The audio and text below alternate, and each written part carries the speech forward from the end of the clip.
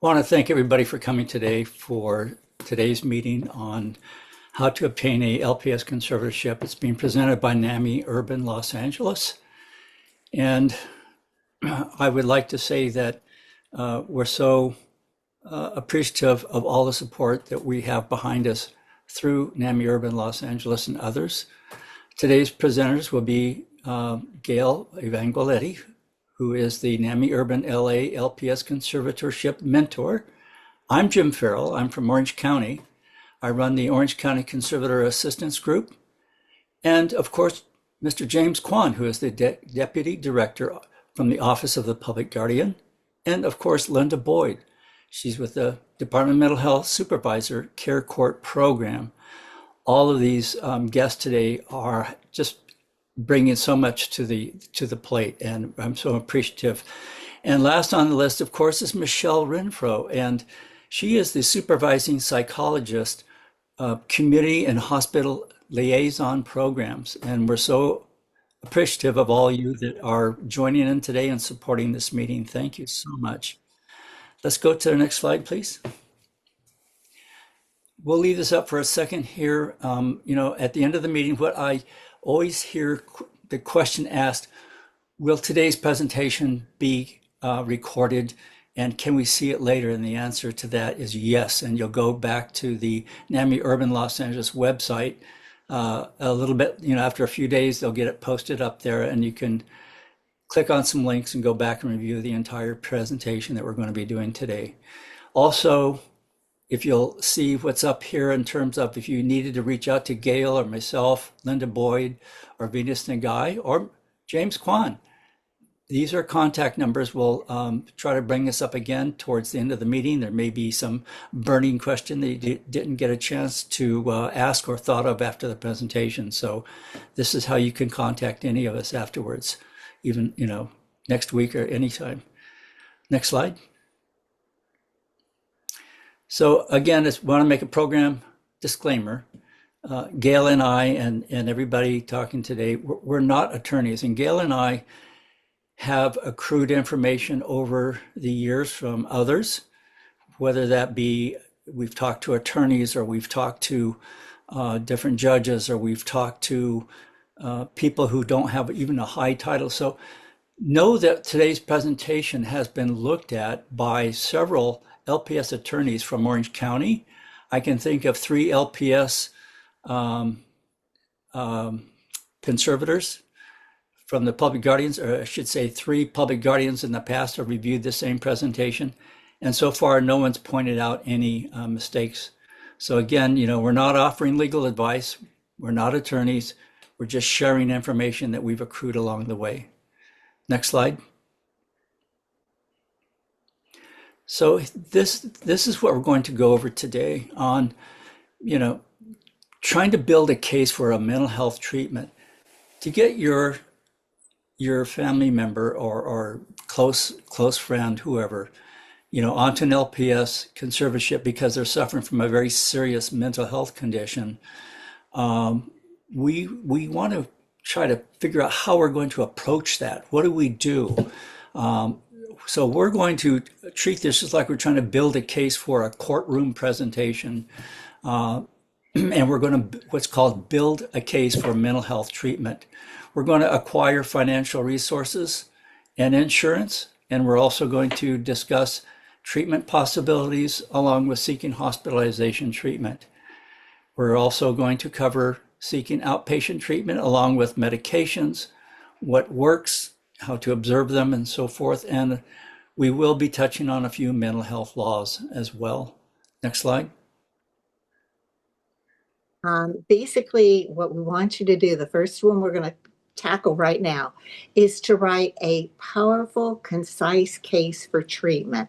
When you're talking with the doctor, and if you're like me and everybody else, we want to just tell them every little thing. They don't have time to listen. And if you start talking a lot, they're probably acting like they're paying attention, but meanwhile, they're making their grocery list for shopping for later. So this written case, you can use that exact same format. I have no problem with that. They can look at it in 3 seconds or less. They know there's a problem. If they have a question, they can ask you about it. Don't start writing a lot of stuff because then nobody will read it and it goes to the bottom of the pile. You don't want that to happen. Next slide. This is your powerful case. It helps people to understand your person's illness. The doctors, if you do this properly, the doctors can do a better diagnosis for the case, because when the doctors see them, they only see them for a short time. And mentally ill people can pull it together and act very normal. It's your problem, not theirs. So this is why this case is so important, this written case. Nobody has time to listen to you go on about an hour telling them all sorts of things. And they've heard it all before in one form or another. So this written case does a lot, and you're going to use it for a lot of things. Next slide. Okay, this is the mental health case you have, and I can send it to you. I think it's in NAMI Urban LA. I think it's in their resources, but which it should be. It is not a PDF file, so you can copy and paste and you can change things. You have the mental health history. It starts out with Joe Doe's mental health medical history. Delete Joe Doe because you've copy and paste this and put it on a Word document. Delete Joe Doe. Put your loved one's first and last name, no middle initial, no birth date, no social security number. If anybody needs to know that, they can call and ask you.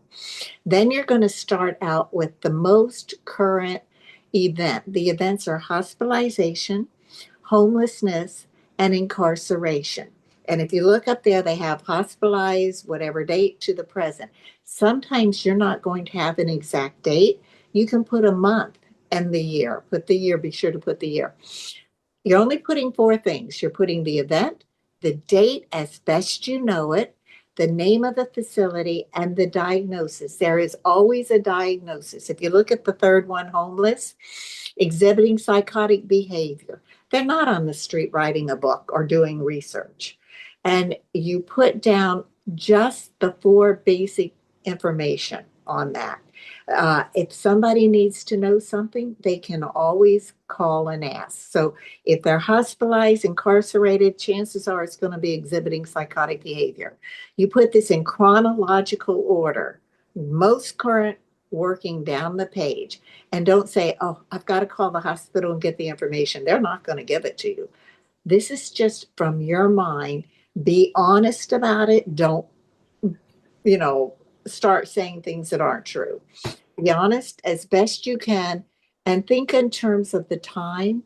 You can think of holidays. Sometimes that helps a lot.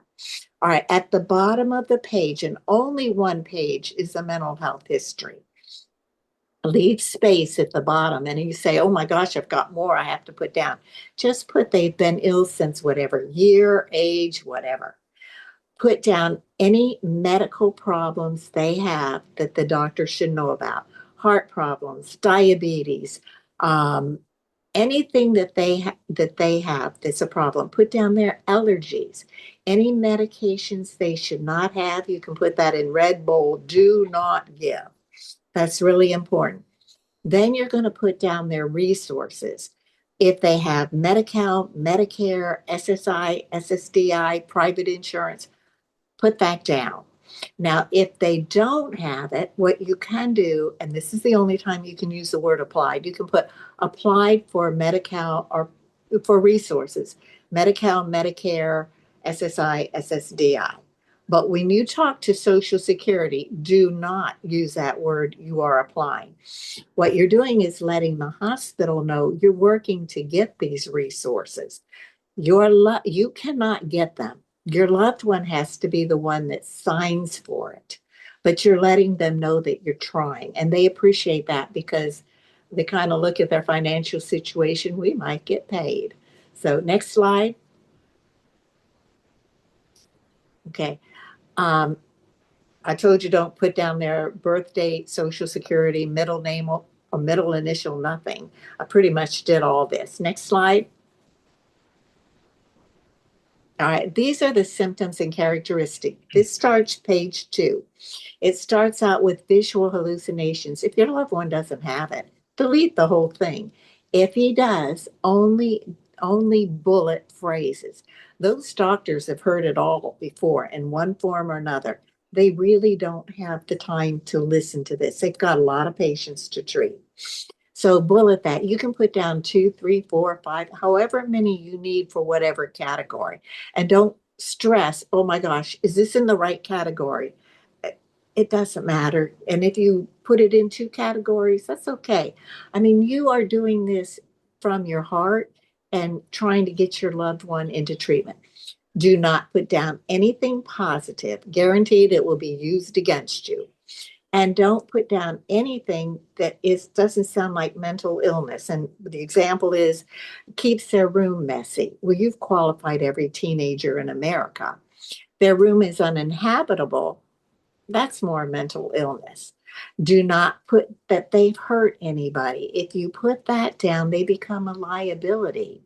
And it's difficult to find a facility that can take them because the facilities have insurance, and it's the insurance companies know they're taking people that have beat somebody up. They don't want them. They can't take them.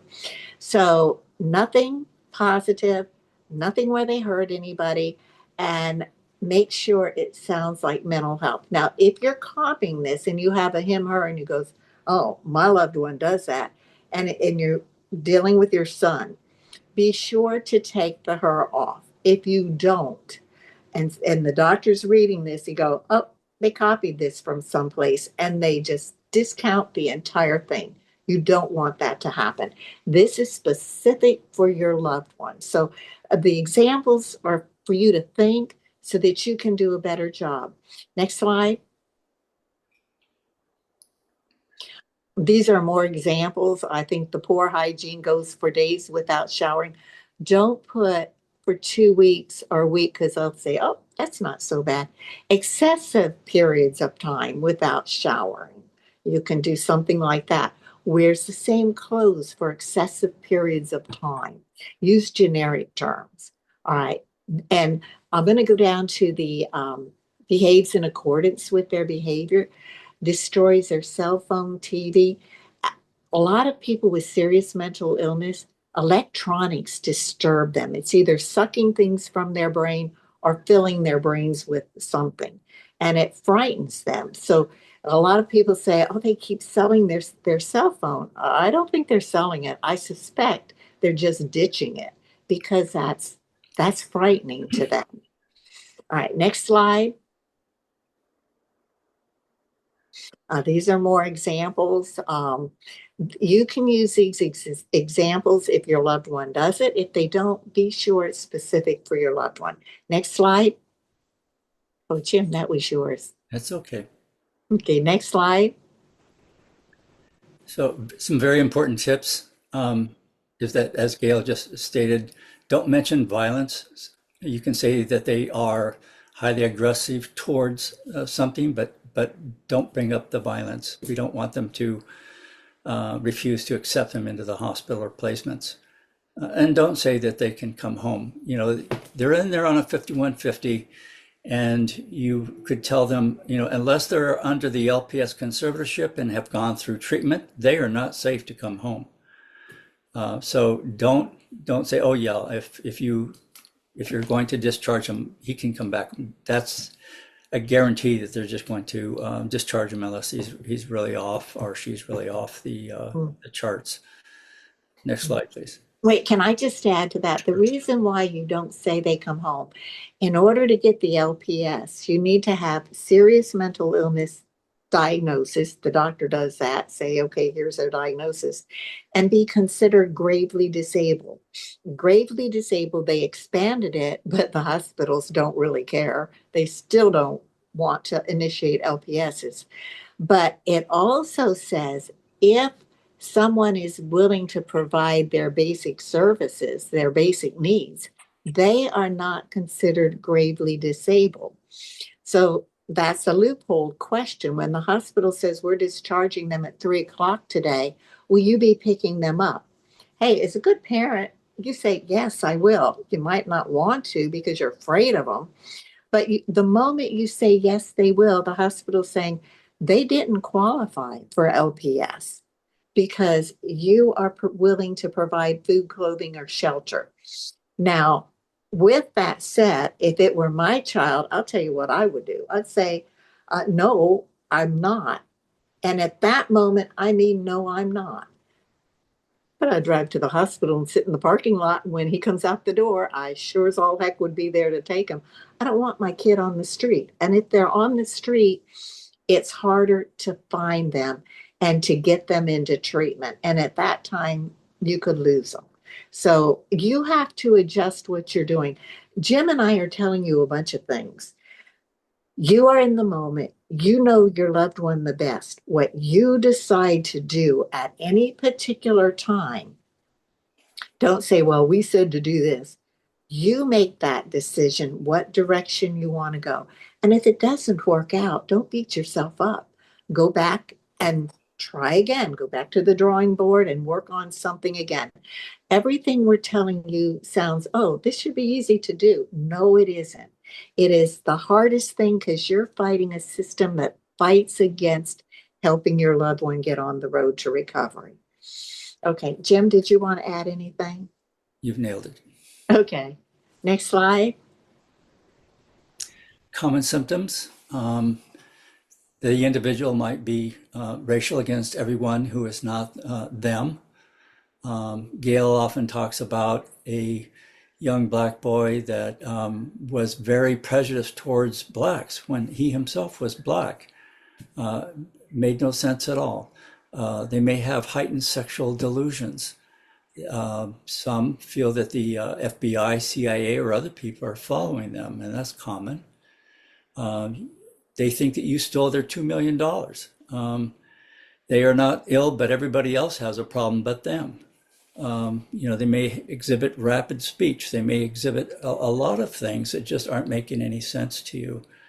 So these are kind of your heads up that they're starting to destabilize with their mental health. Next slide. Gail? Gravely disabled, the new definition for gravely disabled in the state of California, and this is a legal term. The LPS conservatorship is specific for California. Other states have other terms that they use. Louisiana was in interdiction. I'm in Florida right now, and it's Baker's Act reform. But some states will call it a guardianship, and some will call it a conservatorship, and others have different names. In California, I don't suggest you get a guardianship because you will be liable for anything they do or don't do and any of their debts. The LPS conservatorship, you are not liable for anything they do or don't do unless you are negligent, and that we'll discuss tomorrow. Okay, this is the definition.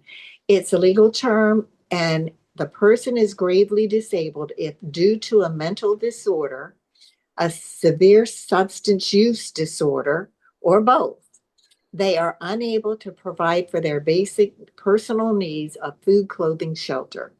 Their personal safety is also taken into account. If they're not safe in the community, they're walking in the middle of the street or they're threatening people. Other people aren't safe and they aren't safe. That's gravely disabled. If they're not taking care of their necessary medical care, they're diabetic and they have to have the shots.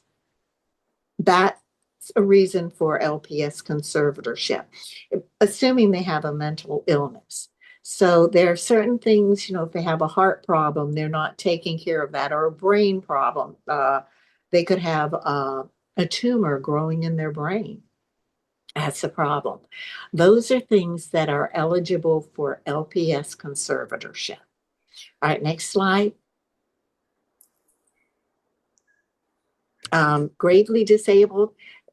This is the part that's a problem. If someone else is willing to provide their food, clothing, shelter in a safe manner, then they will not be considered gravely disabled, and the LPS conservatorship will not be granted.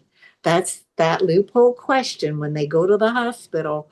we're going to discharge them at 3 o'clock. Will you pick them up? You go, but we need the LPS conservatorship. They don't qualify. So will you pick them up?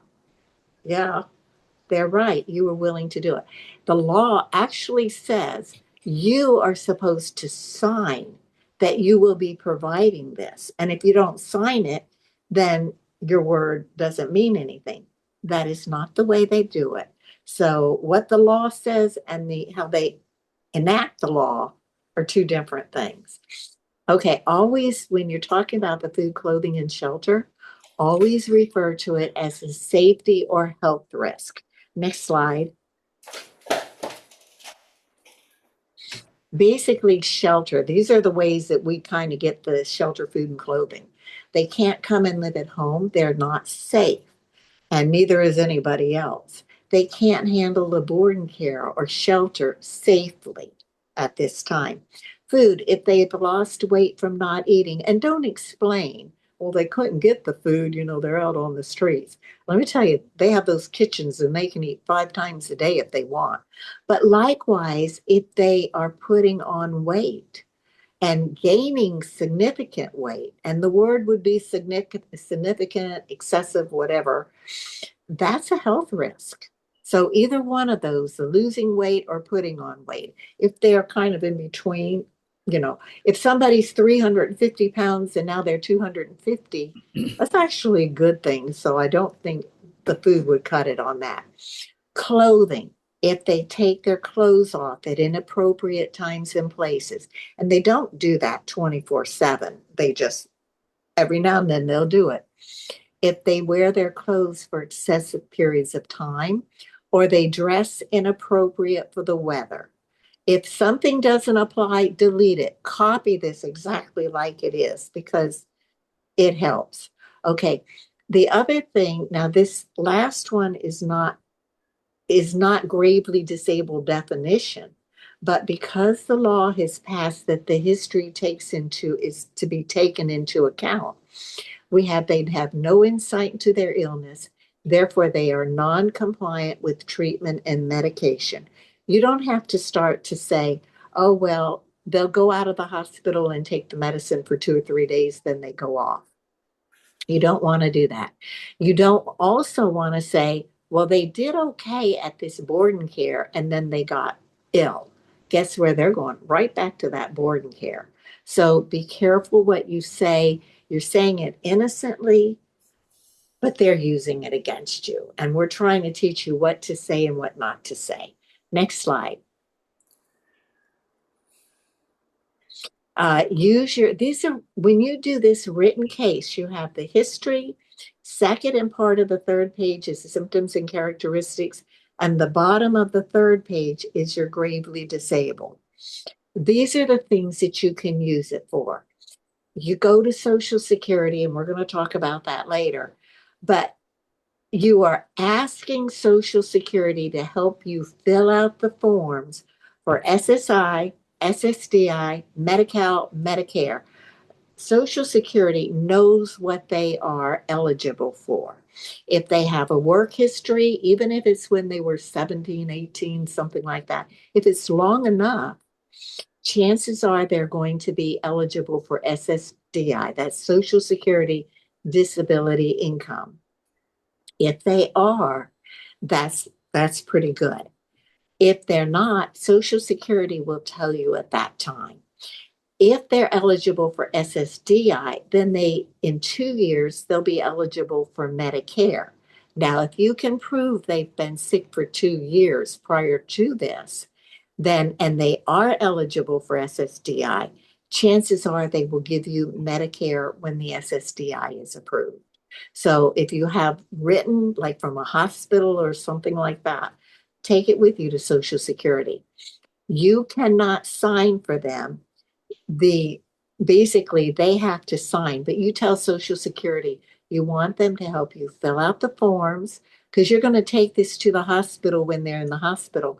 The social worker at the hospital, they're pretty good about getting them to sign it. Okay, you use it for the police or the psychiatric evaluation team when they come. It gives them a better idea of what they're dealing with. If you're requesting AOT, assisted outpatient treatment, care court, full service partnership, or the LPS treatment programs, this paper helps an awful lot for that.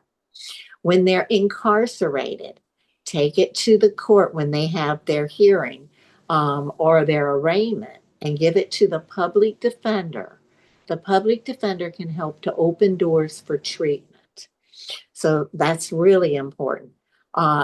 You give this to the mental health court if they go to whatever courtroom they're going to, because there's 3 possible courtrooms. You can have criminal, you can have mental health to find out if they're competent to stand trial, or you can have the LPS courtroom. And they also have an AOT if they're applying for AOT or care court. So I guess that's a 4th one. I never thought about that till now. Anyway, when the doctor initiates the LPS with the public guardian's office, give it to the public guardian who's doing the investigation. It helps them to have a better understanding with what they're dealing with. Okay, next slide. I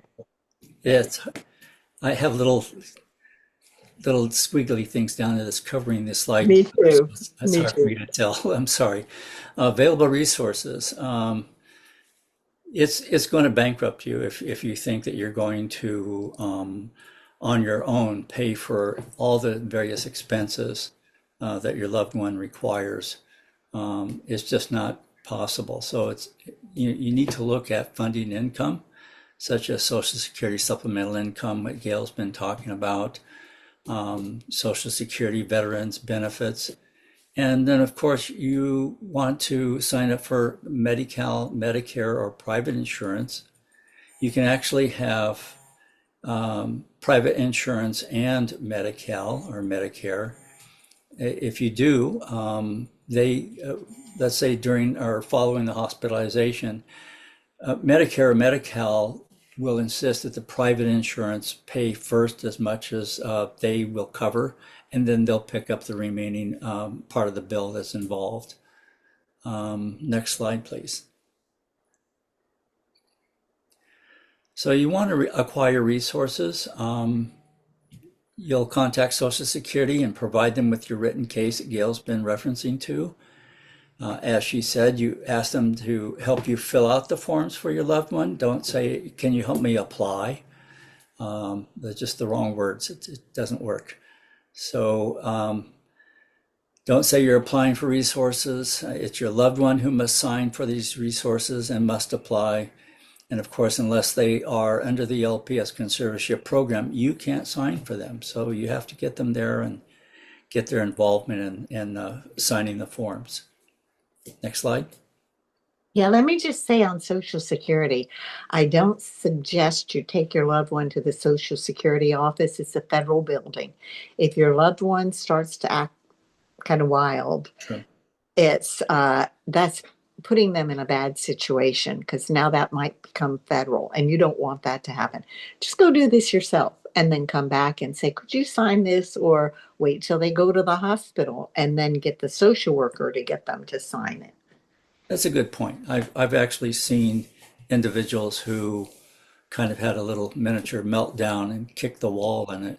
And of course, the police came and the security guard runs over and grabs them and so forth. So if they're not stable at the time, you would never want to take them with you to Social Security. Next slide. So you'll want to apply immediately to establish a date for payments, for your SSI, SSDI.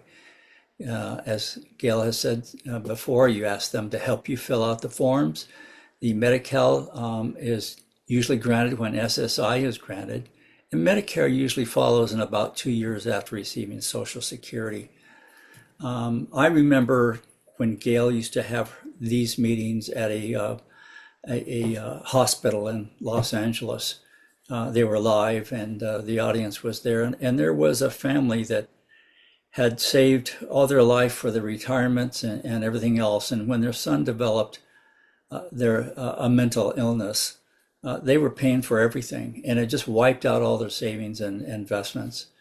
You just can't do it. Even though you feel like that's maybe something you should be doing, you just can't. And it's critically important that you apply for the things that you're seeing on the screen and get that started.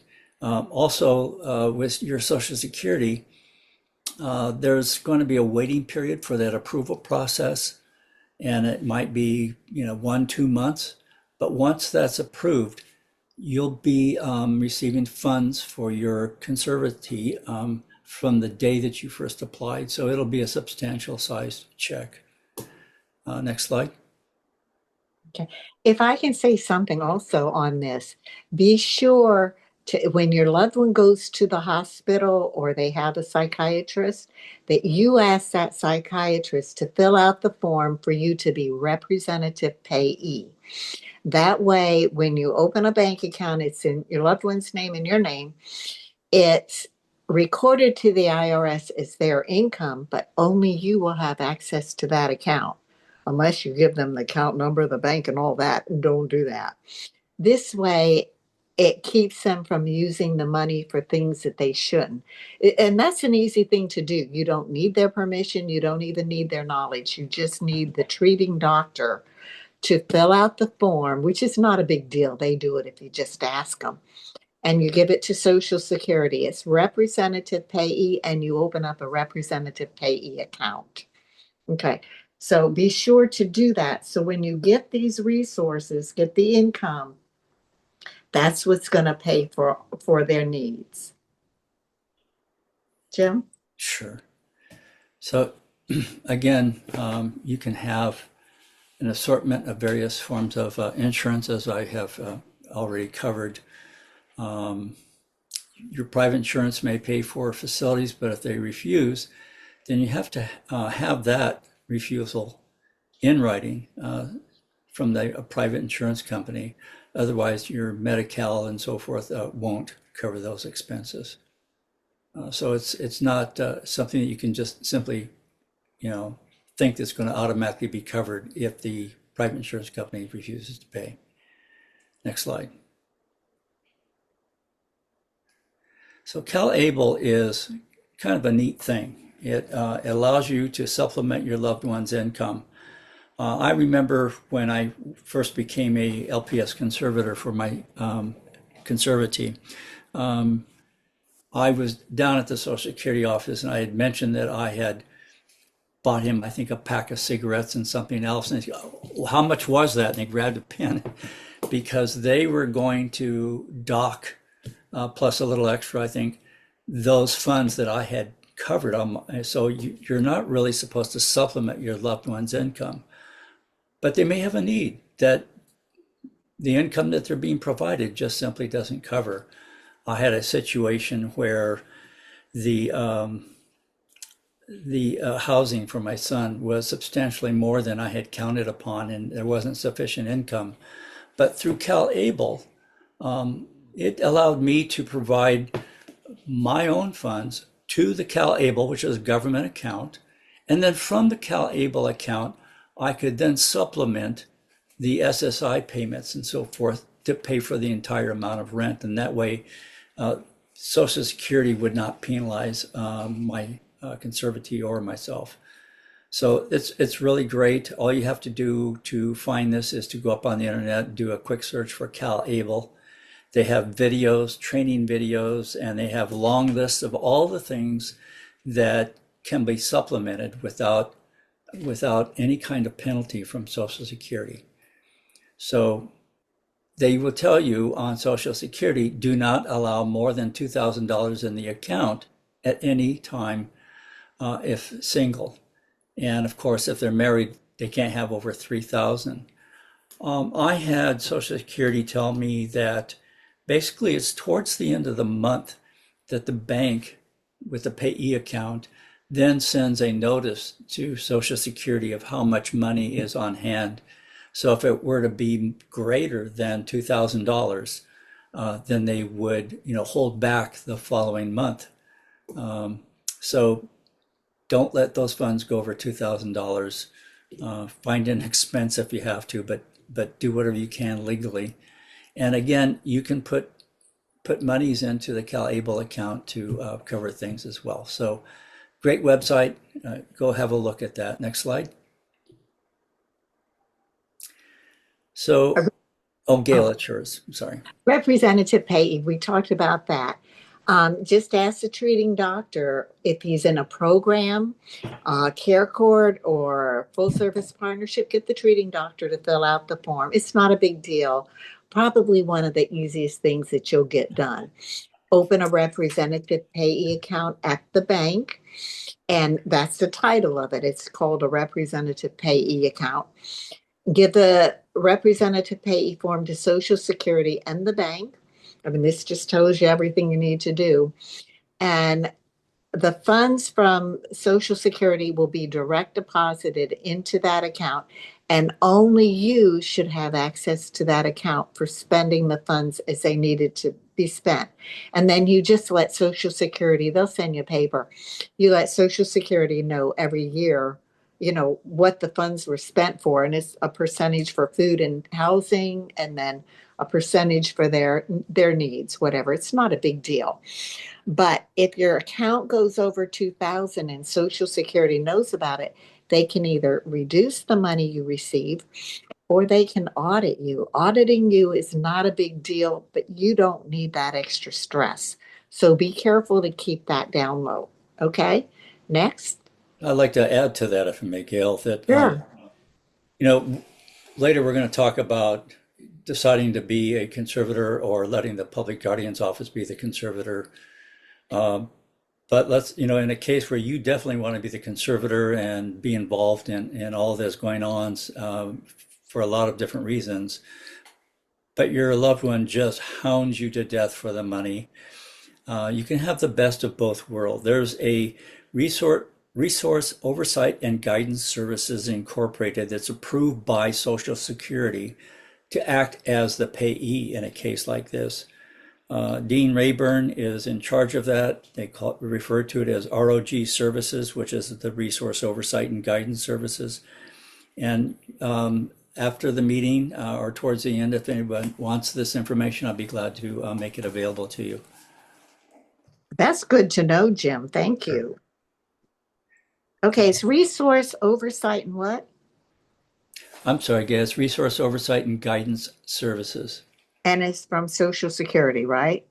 It's an independent nonprofit. They are approved by Social Security. The way they get paid is that I think Social Security pays them a certain amount for what they do, and they're nonprofit. They've been doing this for years. Does that money come out of the No, assignment? no, it doesn't. No, the payee is not paying for it.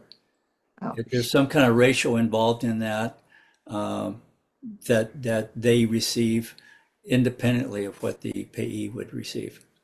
Y'all, I love Jim. He always comes up with this good stuff that is so helpful. I'll Sure. get all that information later. Thank you. You're welcome. Okay. Next slide. Okay, treatment programs. Basically, these are some treatment programs. One is the LPS Conservatorship. It is the only treatment program that can mandate medications. The others encourage your loved one to take medications, but only the LPS can mandate it. The assisted outpatient treatment, there's rules and regulations for qualifying for that. Linda's going to talk about that later. And care court, she's going to talk about both of those programs. And they do use the full service partnership. The full service partnership is supposed to provide whatever your loved one needs. Psychiatrist, therapist, social worker, they try to help with housing. Whatever their needs are, they try to help with that. But just keep in mind, the top of the pyramid is the LPS conservatorship because it mandates medication. And if they don't take their medication, there is a way to get them back in the hospital. The hospital is the only place they can actually force medications. Okay, next slide. Decide the direction you want your loved one to go. The recovery model would be the full service partnership. You have care court, assisted outpatient treatment, and then the LPS. LPS is difficult to get. Care court and assisted outpatient treatment is easier. Linda Boyd is in charge. She's the director or supervisor. I'm not sure what the term would be for care court. She's amazing, and she will bend over backwards to help you. I mean, she's one of the toughest people I know. Next slide. So criteria for an LPS conservatorship is based on several things. The LPS conservatorship is California's involuntary mental health treatment for recovery, and the individual must have both a serious mental health condition and be gravely disabled. As Gail mentioned prior, gravely disabled means because of their serious mental health condition, they're unable to provide for their own food, clothing, or shelter, or have an addiction that causes such. But it is, both requirements that they have a very serious. And so we're going to list some of those a little bit later in another slide. What types of illnesses are we actually going to address in that? But it helps a person with no insight into their illness and is non-compliant with treatment and medication. So again, if they don't believe that they have a problem with their mental health, they're not going to comply and they're not going to want to take their medications. So if they're gravely disabled and have a serious mental health, then they would meet criteria for an LPS conservatorship. Next slide. An LPS conservatorship is involuntary mental health treatment. I've twice now, surprisingly so, in the last 12 years, 13 years, whatever that's been, have had a case where individuals that had a mental health condition was wanting to be put onto an LPS conservatorship. And I could only figure that that was because they knew that if they were on a conservatorship, somebody else would help them out with just about everything that they would need. Unfortunately, it is only an involuntary process. So the individual must be considered gravely disabled, and again, defined as a condition in which a person, as a result of their mental disorder, have a severe substance use disorder or have co-occurring mental health disorder along with severe substance disorder, or is unable to provide for their basic personal needs for food, clothing, shelter, and personal safety for necessary medical care. I'm sorry if I'm being redundant to the prior slide. Next slide. So again, these are the illnesses that would qualify them if they're bipolar, schizophrenia, schizoaffective disorder, clinical depression, that's acute, obsessive compulsive disorder, or chronic substance abuse. The chronic substance abuse, again, is a latter component that has been added to the LPS conservatorship process. Next slide. So the types of conservatorships are going to be of the person or the person in the estate. So an LPS conservatorship of the person is basically when a treating doctor in the hospital initiates this conservatorship with the public guardians. The public guardian petitions the court for the temporary LPS conservatorship and investigates need for permanent conservatorship. So the courts could grant a conservatorship of the person, and whether they're on with a public guardian or with a private conservator.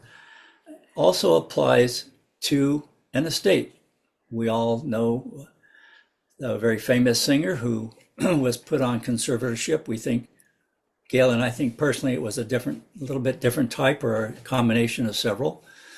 But if an individual then, let's say, owns or runs a business and has income that is coming in, that needs to be protected. So the courts will assign the conservator if they are asked. Says you request the conservatorship of the estate through the public guardian's office to ask the court. And so that's the process. And the court then could grant you conservatorship of the estate, and you would be held accountable to protecting the business and the funds and basically making sure that the business, continues to operate while your loved one's being stabilized. So next slide. Oh, let me just say on the estate, it doesn't necessarily mean that you have money. It could be that you owe debts, you have school loans to be taken care of, or you have criminal court cases or any court case for that matter. That gives your conservator that they can deal with these because the conservatee may have difficulty dealing with that. So it doesn't mean that you've got a lot of money or business. You could be a pauper. But because you owe these things, your conservator can request this. And this you do, the doctor does not request the conservatorship of the estate or request it if evaluated or investigated. You can contact, once the doctor's initiated the LPS conservatorship, let the public guardian know that you need this. And also let the basically, if you don't get it at that time and you find out that you need it later, you can go to court later and you can say, hey, I need this. And they can grant it after it's been investigated. Okay, next slide. That's yours, Gail. Oh, basically to get the LPS conservatorship, the way it's practiced, it's not necessarily the law. The treating doctor at the hospital or the jail can initiate the LPS conservatorship. The reason why they do it is because your loved one has to show up in court. If they don't show up in court, case is dismissed. Hospitals and jails are locked down, so they can be picked up at the hospital or the jail and transported to the court so that they show up in court. If they don't, that whole case is dismissed, and the public guardian, the doctor, everybody's done a lot of work to have this thrown away. Generally, that's where they are. Now, the home team will do conservatorships with the person on the street, and they have their whole process of doing that. So that's entirely different. Okay, next slide. The rights of the conservator. If you choose to be the conservator, you have the right to approve or disapprove the treatment, the placement, and the medication.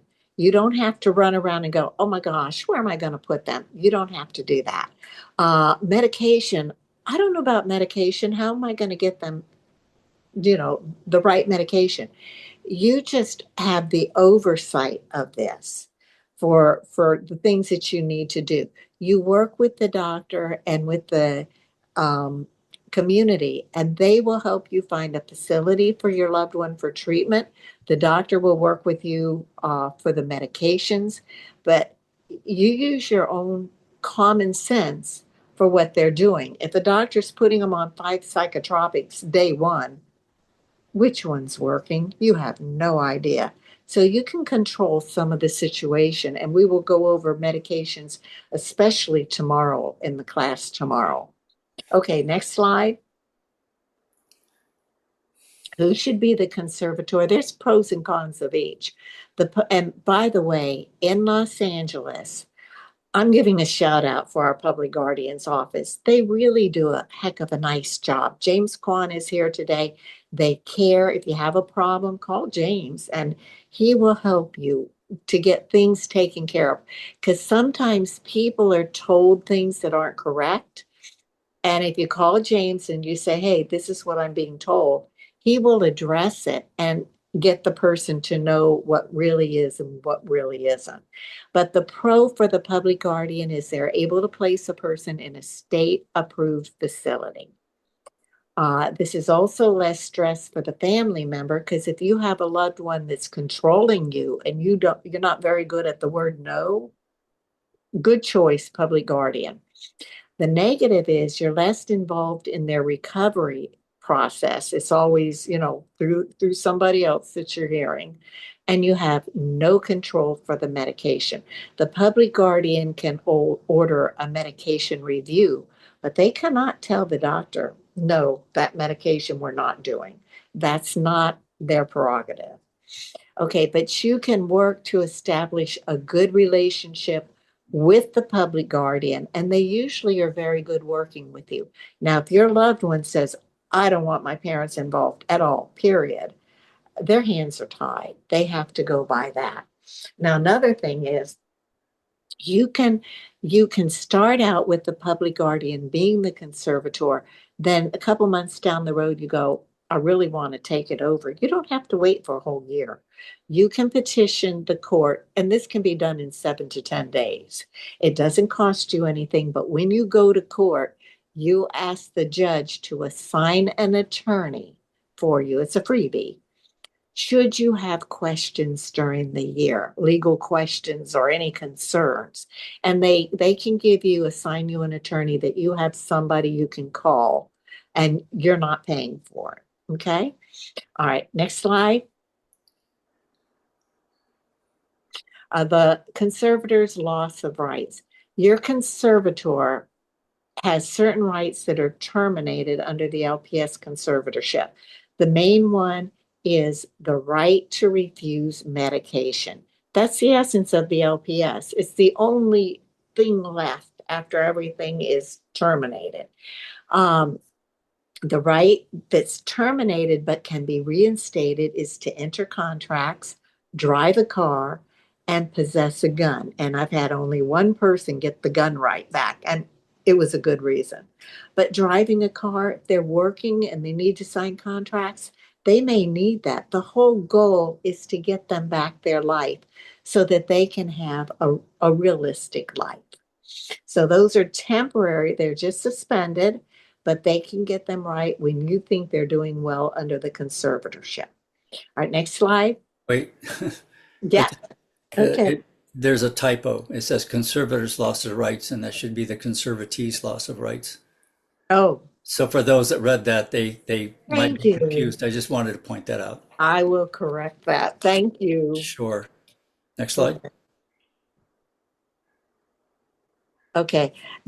Should you be the conservator? The pro is you have direct contact with the doctor. Now you can talk with the doctor. You can reject inappropriate treatment facilities, medications, and treatment places. And I'll give you an example. We had one young fellow who was very bright, but catatonic schizophrenic. So when the ICD came and evaluated them, they wouldn't know the kid is very bright. So his parents went to different facilities. One of them was for very, very low functioning people. It would have freaked this person out because he's very high functioning, but just catatonic. And by catatonic, I mean, couldn't speak, couldn't really function at all. But as the medicine worked, that was going to come back. So you didn't want him stuck in a place like that. Another one, a person had a situation where they were substance abuse problems. Right outside the gate or the chain link fence, they're selling marijuana. Not the best place to be. I mean, you're getting that smell and everything. That just wasn't going to cut it. And another one, a person was like, people were in his space. If you were within 6 feet of him, you're in my space. Why are you in my space? Well, this place, they were packed in like sardines. There were 4 in a room. Your only privacy was a shower curtain around the bed. That just wouldn't have cut it. Those are good reasons why not. If you call the ICD, which they come out and they do the evaluations, if you call them and say, I don't really like that place, it hasn't been painted recently or something like that, forget it. That's just not going to happen. You have to have a very good reason and be very reasonable. The negatives are if your conservatee manipulates you and you're not very good with possessing the word no, it's better than to let the public guardian be the conservator because they're not going to be pushed around. Also, the hospital's going to try and push you around. We have to hurry up and discharge, and we're sending them here. And actually, I've had them even say, we're sending them home with you. They can't do that. They have to go to an appropriate facility, and they have to request. And when we have Michele Renfrow talk to us, she's the person to call in that case if they start to push you around. Okay, Jim? No comment? I was going to add to that that there was a situation where um, the hospital was trying to discharge my conservatee to a hospital in Los Angeles that I knew nothing about. And I said, well, the law says that I have the right to go to that facility to see if it's appropriate for the needs, for the treatment needs of my conservatee. And they were shocked. They didn't know that. It's amazing how little the designated hospitals and other facilities and clinics, how little knowledge they have and understanding they have of the LPS laws. And they said, what? I never heard of that. I said, it's California law. Well, how long is that going to take? They started whining. And I said, as long as it takes. I said, and so I, I was very nice about it. I actually talked to Gail in this case, and she said, "Oh, that's a fairly decent hospital." And so I called back, and they said, "Gee, that didn't take you very long." They were trying to figure out how I could get up to LA and back so quickly and make a decision to approve of the placement. But don't let the hospitals push you around. You're the conservator. You have the right to go to that facility. As Gail had referenced to before, there may be that there are things in the area that's just not appropriate, or it may be that there's a facility that may not be appropriate almost across the board. And I don't want to get sued, so I'm going to keep my mouth shut as to who I think that might be. But I've heard bad things about one hospital, and so I had some concerns overall. But stand your grounds, and you do have the right to see if it's appropriate for your level of care. Next, go ahead. Next slide. Yes. Okay. The hospitalizing a person. Now, this has become a real problem. In Los Angeles, Orange County, I don't know about the rest of the state, but I suspect they're all having the same problem. If your loved one is harmed to self or harm to others or a flight risk, it used to be we'd call 911, we would get them over there. Don't wait for them to hurt someone. I don't want them hurting anybody. But you would get the police to come out there, and they could hold the person and get them to the hospital. Unfortunately, they passed these wonderful laws in California, but then they put the barriers that you can't enact the laws. For instance, the police now come, they will not go inside the facility, which is ridiculous. And they stand out there and they do what they do, a call out. Could you come out and talk with us? Your loved one, I mean, some may go, but many won't. And then if they go walking down the street and saying, oh, forget you cops, the cops don't go after them. They used to. They used to go, they would get them, they would, restrain them, get them to the hospital. They don't do that anymore. So what that's doing is leaving the most serious and the most dangerous people on the streets. And believe me, I have a bone to pick with that. And when we get to the end of these slides, you're going to hear me at that point. The access team, you can call them, especially if the person is gravely disabled. They come. We used to say call the police because the police would contain them. Have them call the SMART team, the PET team, one of those. It helps a little bit. But right now, I'm at a loss. And if somebody's got a good idea on this, we're all ears, okay?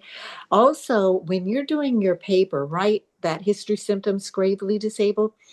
Write 3 open-ended questions. Now, NAMI will tell you that you want to, calm the situation down. When they need to go to the hospital, you don't want it calmed down because then they leave. Now, the police will be happy to take them to jail, and God forbid they do. Don't freak, call me, because we can get LPS through the jail, but you have to do it before they start to do the jail diversion program.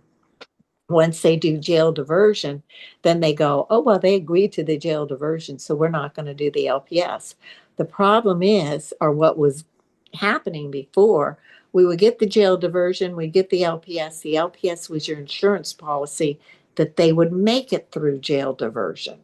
I mean, every time you turn around, it's sort of, let's throw another wrench in the system, which makes it very, very difficult to keep up with and to follow through to get treatment for your loved one. So, but write 3 open-ended questions that can set them off. For instance, I understand your mother took your $2 million. How can we help you with that situation? You're not arguing with them saying that that's not true, and you're getting them to open up and talk. I understand that your phone is causing you trouble, and every time you hold it to your ear, it's sucking information out of your brain. How can we help you with that situation? Those kind of questions, not a yes and no question. Something that will get them to talk, not necessarily getting them to beat anybody up, but just to talk, and get them going. Okay, next slide. I'd Or like Jim, to, if you want to add something, I'm sorry. sure, you can go back to it. It says request the police to come if the person has a flight risk. We should probably take that off the slide, Gail, because I've had the police at the front door and my conservatee was headed for the back door, and the officer stood right there in the doorway, and they said, we're not going to chase your son. If he goes out the back door, so be it. And it's really, really hard. I've had situations where families in crisis call me, and the police, even though the mental health department here in Orange County had written up 3 holds on 3 different times for the person to legally then be transported for help and so forth at the hospital, the police department would not touch them, and they were refusing to get on the gurney. In turn, the police left. The individual that was not treated ended up on the streets, off their medications. Forgot to mention they were black belt, got in an argument with an Uber driver and beat the holy tar out of him, was arrested, was sent to, a state mental hospital up north for a period of time, back to the jail, and then to an IMD. All of this extra wear and tear on the person, all of this danger to our community, all of these things are going on because and I even called their commander, and he said, I will not allow my officers to touch this person. So we'll address this a little bit later, but I'm hearing that a lot of the hospitals in Los Angeles now are reluctant to initiate an LPS. And now with what's going on across the state of California with our law enforcement agencies, we have a dilemma, and we need to come up with a solution. Yeah. Okay, we need to hustle. We're not going to finish our stuff. I hear you. All right. Okay, next slide. This is both Jim and I, the police. This is we're saying. Now we're dealing with the police not going. Every time we turn around, there's a problem. The police won't go inside. They won't put hands on the person to get them to the gurney. Now you're leaving the person who's probably mad as all get out with the family. That's more dangerous to me than anything. The police want the person to commit a crime, and they tell you straight out, when they commit a crime, now we can take them to jail. How do you get somebody in the hospital if they're, if they're flight risk, and if they're not going to go, and if they're seriously mentally ill? Your guess is as good as mine. And when it comes to the hospitals, now you got another problem, because the treating doctors at the hospital are not following the law and initiating the LPS. The intent of LPS is early intervention and evaluation and treatment. And they're not doing it. We're having people hospitalized in 1 year, 5, 10, 15 times. This is criminal. This, to me, is fraud. I'm sorry, I'm getting off and I have to calm down. But it's fraud and it's abuse of the system, because the federal government pays half of that Medi-Cal price. So every time somebody goes in the hospital and Medi-Cal's paying for it, so is the federal government. So they don't want to treat them. I mean, that's ridiculous. And If anybody in the Department of Mental Health wants to argue that point, you go right ahead. Next slide. Jim, did you want to add anything? And we do have to kind of hustle. Oh, next slide. Next slide. Is that me? Yes, it is. Calm down. Okay, three. Well, I can't see. I don't know what those little things. We never had that problem before. No. We're gonna have to maybe put our the logo or initials on the other side of the page or something next time. So you want to ask three open-ended questions, and these are a sample of what that might be. And again, this is the genius of Gail. I mean, she came up with this. Is when the individual is imagining something like, you as the parent have stolen their $2 million, and then you would have the health department who's interviewing or the police, you would cue them in on what's going on. So they would say, gee, I understand that your parents stole your $2 million. How can we help you with this situation? Or I understand you're working with the CIA and you need help. How can we help with this situation? Or, for example, I understand you are married to Elvis Presley and need to move in his mansion. How can we help you with this situation? What you're doing is you're talking to the person who's in a state of delusion, and you're kind of justifying their belief system, which in turn, when they hear this, are then going to open up and start saying, well, gee, I just can't get my parents to drive me there, or whatever it is. This will just open the doors for them to be themselves at a point that they're not feeling threatened in their psychosis, and talk about what their psychosis is actually about. And that helps greatly in terms of, coming up with a proper, a mental health diagnosis. I know some of the attorneys that I know that heard this said, wow, that's genius. How did you come up with that? So Gail, I salute you with this one. But these are great questions, or examples of how you as parents online with us can take what the problem is and work with our first responders to get them to open up about their delusions. Next slide. Hospitalizations, also known as a 3-day hold or a 14-day hold. That's your 5150. So a 5150 is they pick the individual up because they've met criteria for placement in a psychiatric hospital, and they hold them for 3 days, for 72-hour hold. 72 hours, excuse me. That's a mistake. Yes. Yeah. Well, I make a few. Or they could be held for an additional 14 days, and that's a 14-day hold. And at that time, then a probable I can't even read today either, Gail. Probable cause hearing could be held within 4 days of this hold, and then the doctor could initiate the LPS conservatorship. The conservatorship process then is presented through to the public guardian's office, and that can then move into a 30-day hold in that process. So the 5352.1 is a temporary, some call it TCON, and that's for a 30-day hold, and it runs concurrent with a 30-day intensive hold. So I think on the 5250, Gail, do I understand that right, that they have to initiate the process for conservatorship within the second day of the 5250? No, they not. When is that? It's not that they have to. They wait until the what is it?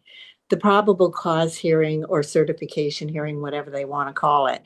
They wait until after that, and then they initiate it.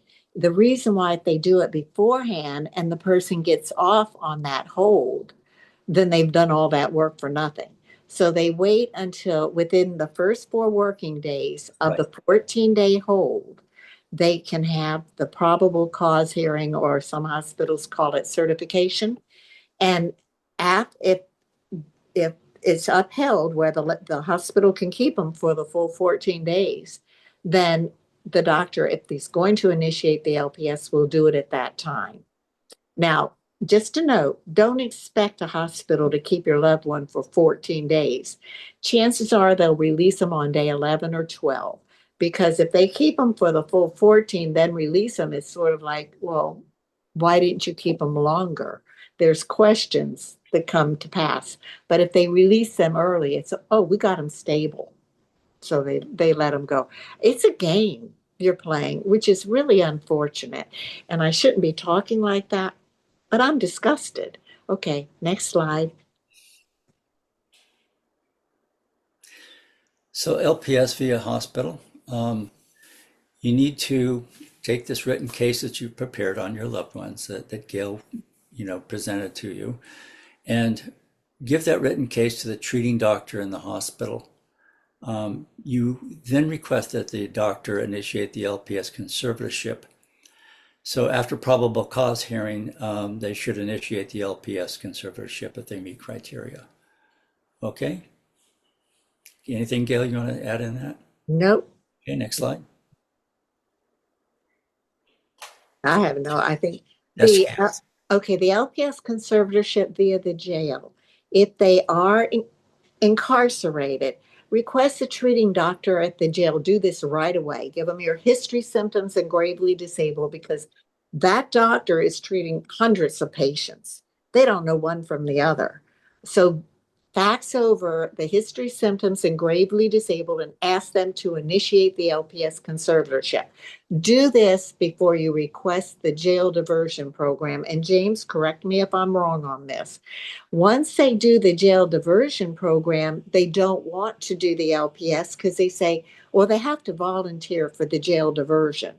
But if they're not taking their medications, good luck making it through that program. Yeah. So Gail, fact, yes, go ahead. Gail, Nick. I'll do some updates on this one. Actually, there's been some recent legislation, so we can do some updates because I think we want families to be informed about what this process looks like, so that they can help decide which program might be better. Because the companies or the providers on the diversion side, they all practice under the same, like some of them are the same companies and vendors that DMH uses. So, diversion I think is a very good thing, but it depends on the situation. So we do Yes, want to make sure that that diversion is a program that makes sense for the family or for the person's recovery.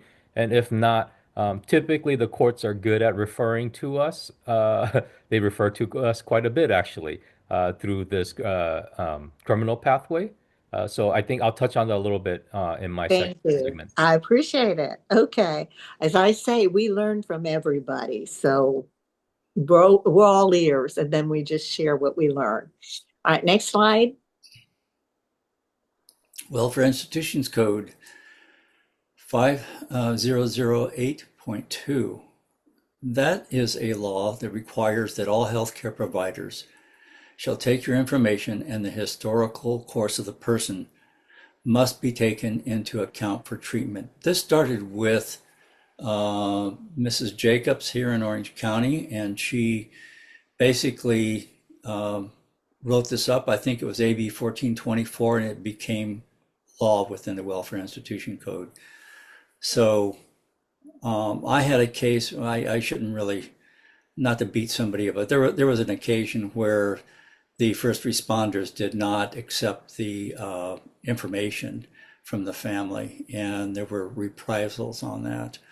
But in Orange County, not LA. But anyway, the court stated that harm may be through neglect or inability to care for oneself, or therefore, if they lack the provisional sense to care for themselves due to their mental illness, they meet the criteria for 5150. So just know that you as a family have the right to document the behaviors and so forth and the history, and that when the first responders come to your house, by law, they must accept that from you and look at it. And that's why Gail said to keep this written very succinctly, as we have shown you today, so that they will take the time and have the time to look at the mental health history that your loved one has been going through, and they cannot refuse to accept it. It's a must. Yeah, So just don't wait that's for the them right to thing. jump off the bridge. If they have that provisional sense and you think they're going to do it, that's good enough. Okay, next slide. Fine. On a probate conservatorship for that's for older people who do not have a mental illness. Could also be for younger people with other illnesses such as autism, brain damage, and so forth. As it says, there's several different types of conservatorships, more than one for mental health. But there, when you're calling in to talk to your public guardian and you're wanting to get information from the public guardian's office on LPS conservatorship, make sure that you're asking for the LPS officer of the day. That way they'll connect you with somebody in the public guardian's office who specializes in these areas of mental health and can answer your questions. Next slide. And I'm just going to add real quick. Sure. If you're hiring an attorney, be sure that attorney knows about LPS. But keep in mind that attorney you're going to pay $10,000 for, unless he's connected with the doctor, they cannot make the doctor initiate the LPS conservatorship. Neither can anybody in Department of Mental Health. Actually, nobody can. You've got to work with that doctor to get them to initiate it. And many attorneys will take your case. They expect you not to know the difference between probate and LPS. They'll go to probate court. The case will be dismissed because it belongs in LPS court and you're in the wrong venue. You've paid all that money and your attorney's going to say, I can't believe the judge did that. He should have never done that, and act ignorant when he just doesn't realize there's a difference between probate, conservatorship, and LPS. So you have to understand who does this affect and which one it's going to be. Okay, next slide. So in the normal LPS process, this is kind of how it would flow. In the 5150, the individual is picked up and transported to the hospital. They're held for 72 hours for observation, and if they meet criteria for further holding, then a 14-day hold will be written. Following that, the process for a temporary conservatorship would be written on a 30-day hold. So after 4 days of the 14-day hold, a probable cause hearing occurs, which allows the hospital to keep the patient for the 14 days. After the probable cause hearing, the doctor can initiate the LPS with the public guardian's office. A 30-day hold, or TCON, is when the LPS hearing takes place during the 30-day hold. That's the time frames involved in the establishment of a LPS conservatorship. Gail, anything? Yeah, at the hospital, we just had that happen the other day, tells you it takes 3 or 4 months to get the LPS conservatorship. That isn't true. So they still give a lot of erroneous information. All right, next slide. So in regards to court hearings, the patient is assigned to a public defender. The patient can request a court hearing, with the judge, or the patient can also request for a jury trial. So, you're going to be saying your prayers that a jury trial is not going to be called for, because you have no idea who's in that mix and whether or not they may have prejudices against conservatorship issues and that type of thing. So, consider yourself lucky if the patient requests for the judge to make the final decision on the hearing. Next slide. You can sometimes discourage them from the jury trial because they may have to remain in the hospital for another 2 or 3 months before the trial takes place. So you can say, look, you're going to be stuck here. You're better off just doing it early. Let the judge decide, because you might get off. And pray they don't. Okay. All right. Basically, the Superior Court now for LPS hearings, and I think AOT and Care Court, is in Norwalk. And correct me if I'm incorrect on that, Linda. The 2 judges are I'm not even going to say that name, and Judge Gilbertson. So those are the 2 that they have right now. Okay, next slide. And we need to go quick. Okay. Okay, after the LPS is granted, the person should remain in the hospital. The hospital should request intensive care division come and do an evaluation to determine their placement. You should be talking with the doctor about the medication for the individual and try to figure that, what's the best one for it. And the intensive care division will do an evaluation. They normally give you 3 facilities to go look at. Go look. If you are the conservator, you can go look at all 3. If you're not, and the public guardian is, then they just take whatever comes. The level of care, generally speaking, is an IMD. It's a lockdown treatment facility. A person has to go from a lockdown to a lockdown.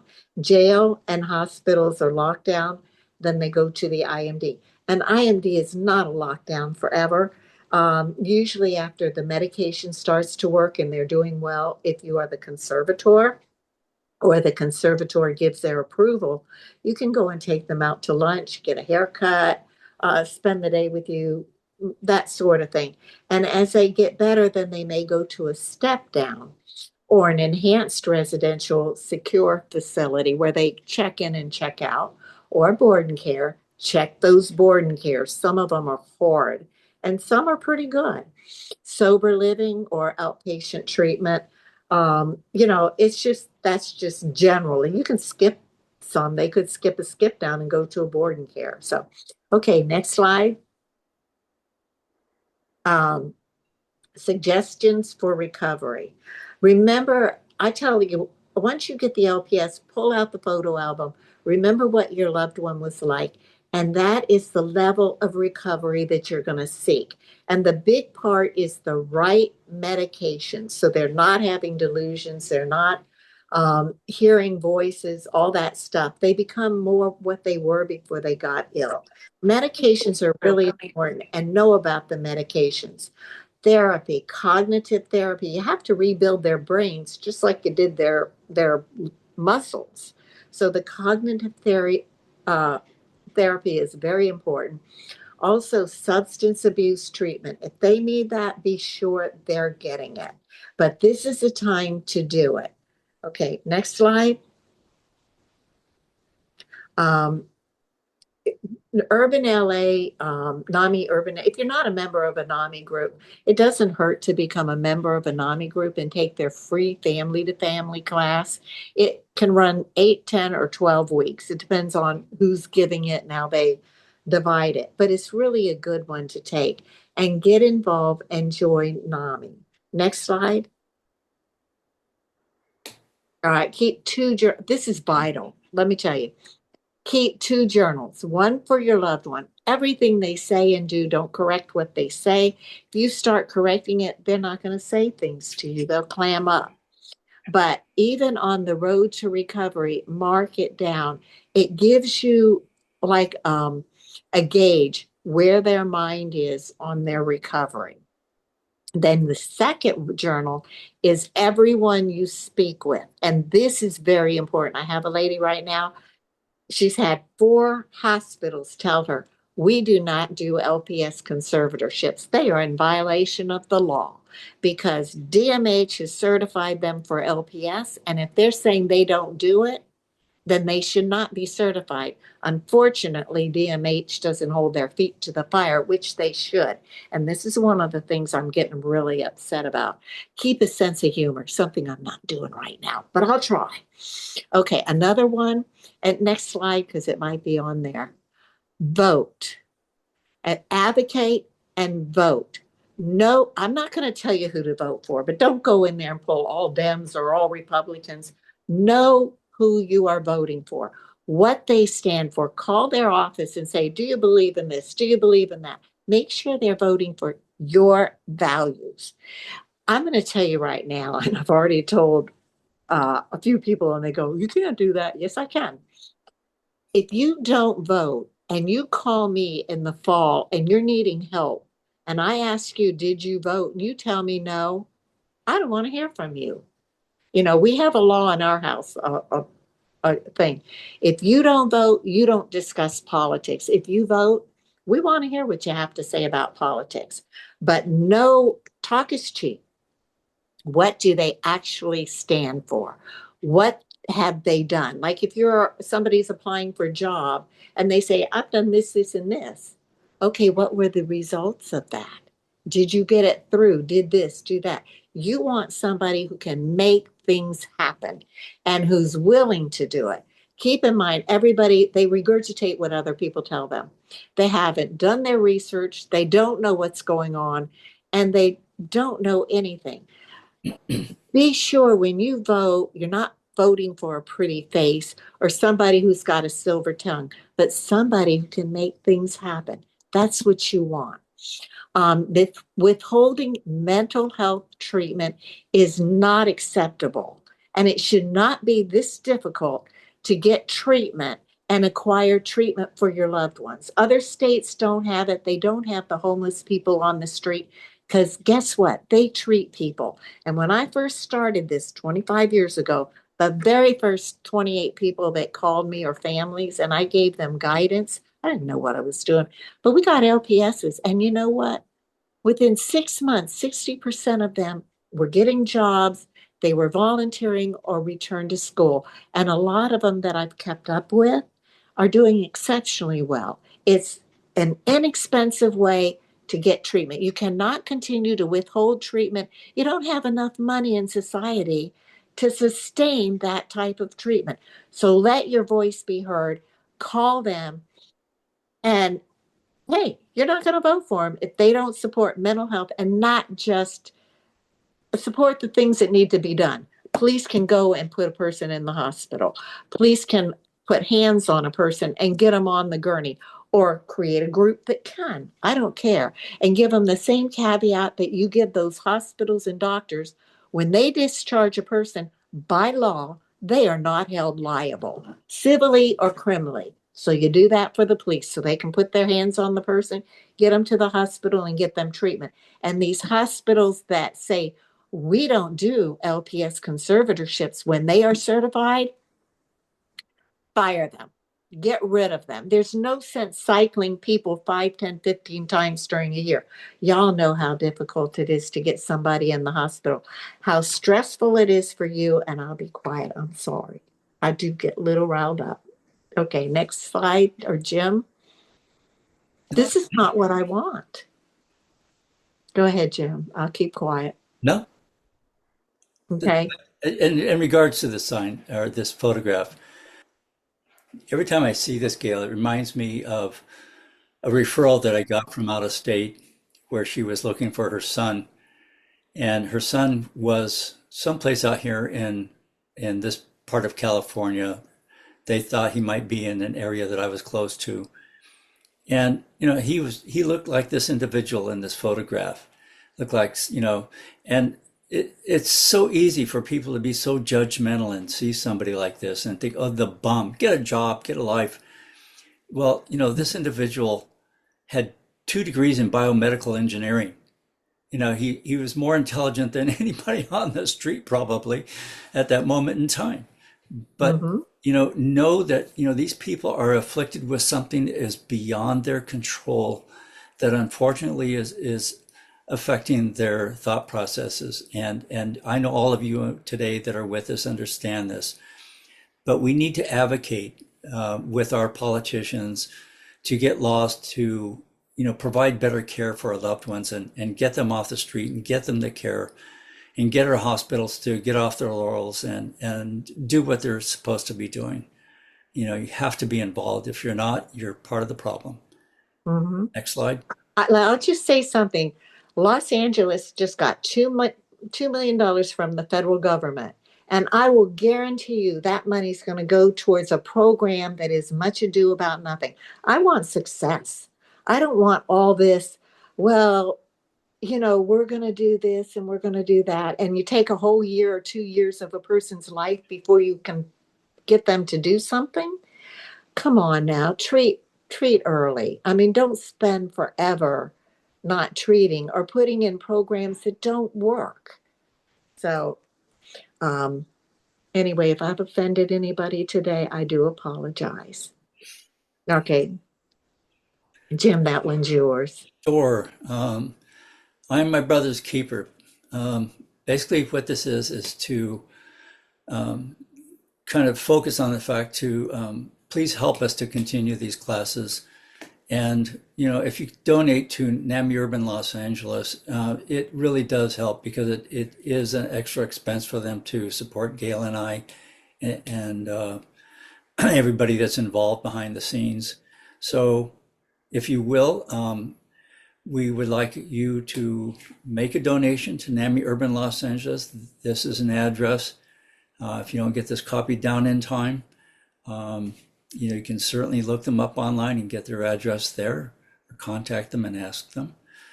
But when you make the donation, if you would please notate that this money that I'm sending you, this contribution is for an LPS conservatorship program. It's to support them. And we would immensely appreciate that. And We really would. Okay. very, very much appreciate Yeah. coming And today, joining yeah. us. And I just want to thank everybody for coming because your loved ones are so blessed that they have you supporting them. And I mean mentally, physically, everything. Because this is the hardest thing for these kids and family members, whoever they are. It's hard. Yeah, don't think that you're bad parents. You're not. You're amazing parents because not everybody can do it. And if you look on the street, a lot of parents had to abandon their loved one because it's hard. Please don't give up. Keep fighting for them. You're their only hope. So don't give up. Okay. Okay, and I also have to remember it's recording, and I do like my job, so I'll try not to say anything bad about hospitals either, because after this session last time, I got an email saying, James, I heard you saying some things about hospitals, and I immediately stopped and said, I said no such thing, but there can be challenges, so that's why we're here. Just want to make sure. Some things are more complex than just a slide and you know Gail and Jim threw like a billion things at everybody. So please go over the slides after and look at the recording again because I think some of the basic things that I get when people reach out to me is they hadn't taken all the steps that Jim and Gail had put together. And so I end up having to remind them like, have you done this? Have you communicated with the treatment team? So I just want to kind of start with that first. Like uh, when we get our basics and our fundamentals in order, it makes a little bit easier to engage with those teams. And so I want to start with that reminder. And then Jim and Gail, well, especially Gail today, I know you may be feeling some type of way about the system. Um, like I really want to be honest and say like we all struggle with that even when we're in the system. So obviously nothing wrong with feeling a certain way, but to your point, then when it comes to make decisions about who can help us get there, even as a public servant, I think I can remind all our callers that we should be very careful about who we vote for, what they stand for, and why we're in the situation we're in currently. So I kind of want to start with that. So my name is James Kwon. I'm the Deputy Director at the Office of the Public Guardian. The Office of the Public Guardian is a part of the Department of Mental Health. And so we work very closely in tandem with all the Department of Mental Health programs and all our other partners within the county. Um, Probably a suggestion is maybe expand second type of training is like an advanced training because we get a lot of questions about like my person's in the hospital and then there's like 10 different ways to cook that chicken or my person has been arrested and then there's a billion different ways for that to go. So I can't break all those down here. So people reach out to me, but I think it might be helpful for the people who've already done the hospital engagement. Maybe do like a medium to advanced course at some point as well. So let's get started with our presentation and we'll cut through most of it because again, Gail and Jim did a wonderful job doing their presentation. A lot of it ties in together. So let's talk about conservatorship. Again, just a reminder, the conservatorship is the way for a person to be responsible for another person. So it's not conservatorship is not the person, it's not the treatment, it's not any of that. It's the legal framework by which someone gains the ability to consent to things on behalf of another person and make decisions on behalf of another person, because that person cannot make their own decisions, right? Whether it be their personal decisions, financial decisions, etc. And then for LPS, especially when you're having a back and forth about, hey, someone doesn't want to grant the LPS this or that, we really want to center the focus of that discussion on, will a conservatorship be able to provide that person specific individualized treatment and protection to get them to the point where they can recover and make their own decisions again. So I think if the answer is yes, this is the only thing left to get them to that point, then that is a worthwhile discussion. If there are other things that were left on the table, typically we all also like to say, obviously someone could be very, very greatly disabled immediately, right? But symptoms don't start from 0 to 1,000 always, right? It keeps peaking. So we do want to talk about a tiered approach to providing robust services, meaning to Gail's point, it's not just discharging to nowhere, right? That hospital needs to be expert in which level of care that person needs to go to, even if it's not a conservatorship, and also that they held them for a long enough period to stabilize them on the medications that they might have been receiving involuntary at the hospital. So those are all parts of the things that we want to be better about. One is the people on the DMH side trying to educate our hospital partners. Like Linda said, we can't, even as a public guardian, we cannot twist someone's arm into sending a referral, because that also looks like that the public guardian is trolling the streets for work so that we can, really justify our existence. So, we try not to do that. We try to educate because, again, we don't want to be a self-fulfilling prophecy where our office gets larger and larger because we are inappropriately approaching conservatorship. So I kind of wanted to give that context. A lot of people call and think like, if I call the hospital, things will change. And so we can educate and we can work together to say, maybe these are things that people haven't considered, but it is absolutely not appropriate for us to say, if you don't refer or else, I mean, they're not going to listen to me anyways because I don't hold any strings over that particular facility. But the other thing is that, again, from a person's right perspective, you do not want the entity that holds the power to do conservatorship investigations pressuring facilities to refer. So kind of wanted to give that context out there so that people don't get disappointed when my phone calls to hospitals end up in similar situations and when they didn't engage me in the first place. But we can try to educate them and also connect them to clear grave disability guidelines. So let's move on to the next slide. So we went over this again. One of the biggest things that I try to, and Gail and I had a conversation about this before everyone got in, is California really we let the LPS part come in back in the 60s, but we did not really backfill appropriate community mental health in that the LPS conservatorship laws were designed to keep people from being hospitalized involuntarily and sent to psychiatric facilities without due process rights.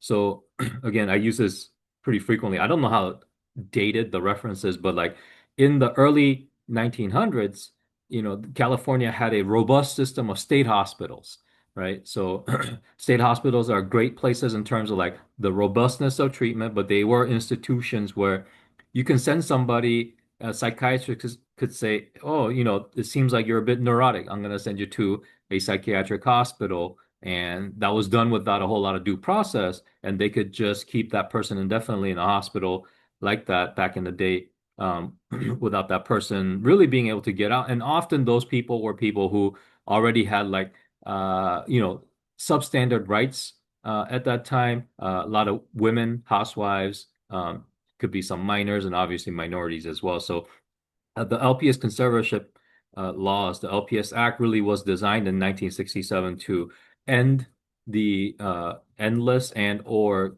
kind of inordinate amount of people being sent for treatment without the due process rights. So I think when people feel like, hey, the system seems a little bit, it doesn't work as smoothly as we like, it's because the um, the lawmakers who crafted the law started as the first part. They didn't really bake in the second part of, okay, now how do we flow people into treatment more consistently?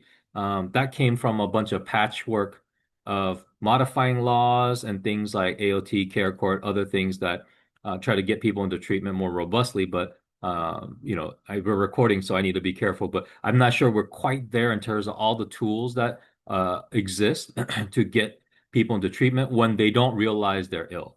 So that's the whole point of LPS conservatorship is number one is to protect our rights during the process of being sent into involuntary treatment. Again, LPS conservatorship has to be initiated by what we call a designated psychiatrist or psychologist, which is a person that the Department of Mental Health has designated that you can write 5150 holds and also treat people involuntarily while they're in a designated facility. These are specific people. It can't just be, a random psychiatrist. Like you're seeing someone getting psychotherapy, that person may not be designated to do any of this stuff. They probably cannot write LPS conservatorship referral. And typically, you do not, you want to show levels of engagement prior to the LPS referral, meaning if you are on a 5150 hold, the 72-hour hold, that's a good start in that it seems like the person is acute enough to need a hold.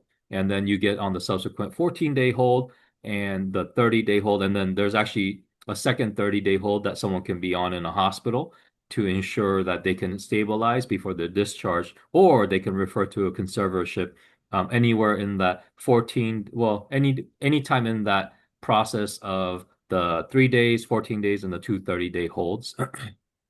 And then there's that James, one caveat. Yeah, go ahead, Linda. sorry, it may just be my computer, but I don't see your slides advancing if that's what you were hoping to do. Oh. Mine still says LPS conservatorship. Yeah, we are stuck on that one. Okay, Let- sorry, my Okay, bad. thank you. I'm not controlling them, so or Okay. am I? Araceli? You are, right? Okay. I am. Yes, sorry. Okay, no, this is good. There we go. These are the Perfect. different Thanks. holds. I know that Gail and Jim went over this, so we'll go past this. But the one thing I do want to mention is the 5150 hold and the 5250 hold are the more typical holds in that if the police come out, and in the rare instance, Gail, that the police came out and they're like, oh, we gotta send this person to the hospital. Typically, they do it based on the terms danger to self or danger to others, right? Because that's an emergency. Um, you can be put on any of these holds through three different reasons: as danger to self, danger to others, and then grave disability. Now, it's a little bit harder to suss out whether someone is gravely disabled at the first look. Sometimes you can very much tell, right? And then other times you're like, well, let's not be so judgmental. But danger to self and danger to others, a little bit more obvious. You're wielding a knife and you're kind of running around, threatening to stab people, probably one of the two, right? If you guys don't know, I live in the city of LA. I actually live very close to our headquarters on Vermont. And so I'll go jogging in the various parts of our city, and which sometimes I don't recommend to smaller, maybe non-male people who are running, because I see a lot of these people actually. They're sharpening their knife on the concrete, or like they're running around yelling crazy. Sometimes I'm running and I have my dog, and my dog is very, very keen to who is a danger to me, right? So in terms of that kind of danger where the police come out and say, well, either we need to arrest this person or we need to send them to the hospital. In those cases, they will usually take them in. And those are typically the cases where, they'll take them to the hospital based on the danger to self and danger to others, not typically grave disability. The one thing I do want to note for people who, are tracking their loved one in a hospital is, have they gone to the 30-day hold? Because the only way to go onto a 30-day hold, as it says here, is danger to self and danger to others no longer count in this series of holds. the 50 to 70 hold, the 30-day hold is only for people who are gravely disabled.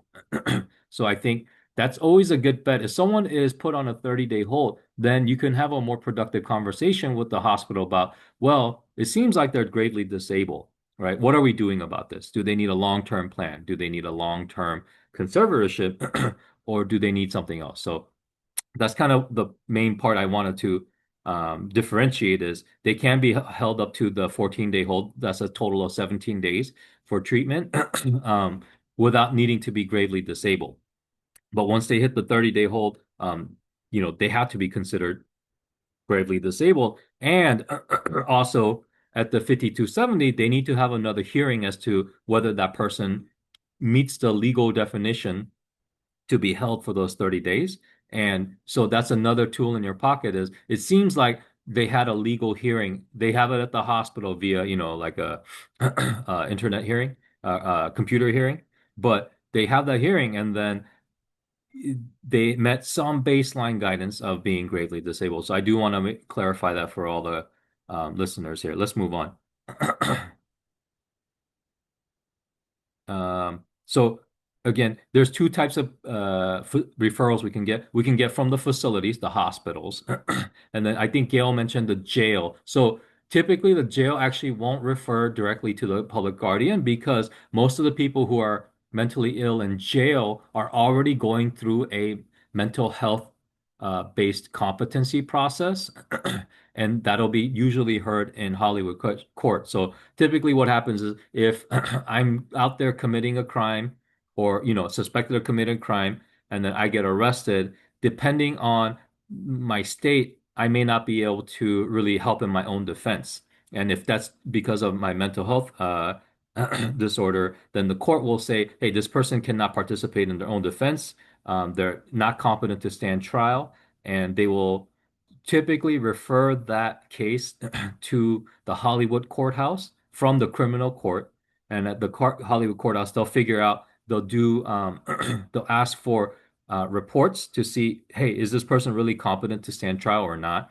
And part of that process also, when they find that a person is not, they will offer them diversion, mental health diversion, because you can't try someone who can't stand trial. And so in lieu of that, they want to send these people into programs that can engage with their mental health, and a lot of them voluntarily do that. A lot of those who don't voluntarily choose to go into diversion can get diverted into and referred to programs like AOT and care that Linda's going to talk about, and then LPS Conservatorship. So those are the two main pathways for people to get referred, which is why when we're talking about maybe your loved one has been arrested and is in court, it may not be to your advantage or that person's treatment in the best interest of that person's treatment course to say, well, I just want to get them out of jail, right? They will have to spend time on jail a little bit while they're working out what kind of program that person is best suited towards. But again, LA County uses the Office of Diversion and Reentry to have a very robust diversion program. It comes with housing, it comes with mental health treatment, comes with psychiatry, all of that. And so as they are discharging from jail to these programs, obviously, if they're somewhat amenable to work with these programs, because it's either they do this or they stay in jail for longer to get triage for whether they're appropriate for AOT care or LPS, which can add 30 plus days to their jail stay, right? So a lot of these vendors that work with the IST, the incompetent to stand trial population, are very robust. They're, these mainstream vendors that also work with DMH. So that can be a tool to engage. And then if at any point they actually fail the ODR program, that they can get remanded to back to the court to potentially get referred to other programs. But however, we do recommend that people try the diversion course if they haven't already. And so these are the two different sources that can refer to the public guardian's office. Let's move on to the next slide. I think Jim and Gail went through this pretty thoroughly, but again, only a licensed psychologist and psychiatrist can refer to the Office of Public Guardian, and only a designated licensed psychologist and psychiatrist who is treating that person actually should be referring to the Office of the Public Guardian. And typically the appropriate diagnoses for, not appropriate, but the diagnoses that we typically work with, 99.9% of our conservatees are somewhere on the schizophrenia spectrum. Like any psychotic disorder that works well with medications is what we're looking for, because we are not going to do a LPS conservatorship for someone who needs couples counseling, because you can't force someone into couples counseling. It's just not effective, right? No matter how much you threaten them. Uh, and so with that, SB 43 kind of changed the clientele, where it added people who you could consider primary substance use disorder. What we're seeing so far, about 7 months into SB 43, is that, you know what, our LPS population, a lot of them already had heavy substance use issues. What we're able to do now is we can refer to the SUD levels of care a little bit easier. And what we do is people come in, we'll stabilize them at a locked facility, like a mental health rehabilitation center or something like that, give them the psychiatric treatment. And when they stabilize a little bit further, we can send them into residential SUD treatment centers to give them the tools to be able to really fight their addictions. I mean, of course, nothing's 100% perfect, and addiction is a lifelong thing, but we're more able to have people go back and forth between those two different levels of care. With the way that Medi-Cal funds things, the specialty mental health system, which is where typically LPS people live in, and the SUD system are kind of like separated. So in the past, it was really hard to get anyone on an LPS into SUD treatment at a residential level, because they said, well, we didn't have powers to do that. And then a couple of other things, details about just, the cooperation there. But we are more easily able to get people into the SUD level of care. It's still a work in progress because they are two separate systems, but that is the one difference at post SB 43 with the changes of the law to add standalone substance use disorder to the diagnoses that we can utilize to conserve people. However, I have still 7 months in, I have not seen a single substance use disorder only referral come in. Usually people have comorbidities. That is the population we've been seeing. I don't think we're gonna see a huge change from that. Again, public guardian, we don't want to be the public conservator when there's family that exists, because we do believe that families, you guys are the best conservators in that, the one key difference is we care about our loved ones, your loved ones. But I don't know if I love your loved ones the way you love your loved ones. So, I mean, I do believe that makes a big difference. Being a part of someone's recovery journey, I think makes a big difference. So we really do want to vet our private conservators out, meaning like, if you think we're reluctant to have some of the people here on this call, eventually, if you do get someone referred to LPS and we start working together, please know that typically we want to refer for you to be the private conservator first. However, we do respect that, like Gail said, there may be reasons why you may not want to be, and we will, gladly become the public conservator at that point. But we do want to let people know if there's a reason why we may not recommend you to the court about you being the private conservator. Is typically reasons like not understanding the person's mental illness, not understanding how to navigate that. Like it's usually things like that, not because we think someone's difficult to work with or nothing like that. It's typically because we feel like it's not in the best interest of that person. The other thing is, in the process of LPS conservatorship, the person may not want to be conserved. That happens a lot. That process plays out for a while, because even though we have expanded to 2 courtrooms in Norwalk, a lot of people contest, and that means the due process rights have to be respected. That means that they have to either have a trial, and a lot of people actually want a jury trial, which means, getting a jury together, getting them in a room, getting that time, that takes a long time. So sometimes after the initial hearing for the conservatorship, if they contest, some of these get kicked out months and months later. So, we want to just let you guys know that's kind of what has been happening. We ask for patience with the process, but also, again, it is for the constitutional protections of a person. Um, let's move on. So I mean, there are alternatives to conservatorship. If we think another program can meet the needs of that person to ensure that they're able to get food, clothing, shelter, or other necessary medical care, personal safety needs met, then we will vet that very thoroughly. However, one of the signs that someone can't go to these alternatives is one is if they tried it already. So unless it's a during that time of that trial, that program somehow just was horrible, which is not the case, right? But just it was a bad program. It wasn't the specific program itself was bad. Like it wasn't that the structure of the program is bad, right? We'll typically not refer to an alternative. So the flip side to that is sometimes we will get referrals where nothing has been tried really, and we got a referral. And those are typically ones that we want to work with the hospital on to say, have you tried referring to these other levels of care? I know loved ones hate hearing that because again, you want the thing that you think is the silver bullet to get care for your loved one quickly as possible. However, statutorily, we have to vet the alternatives to conservatorship. And one of the things that the judge is going to ask us is, how come you didn't vet these? It looks like they haven't tried anything. They don't actually have a very robust treatment history. So these are things that families should also be aware of when referrals do come to the Office of the Public Guardian. Let's move on.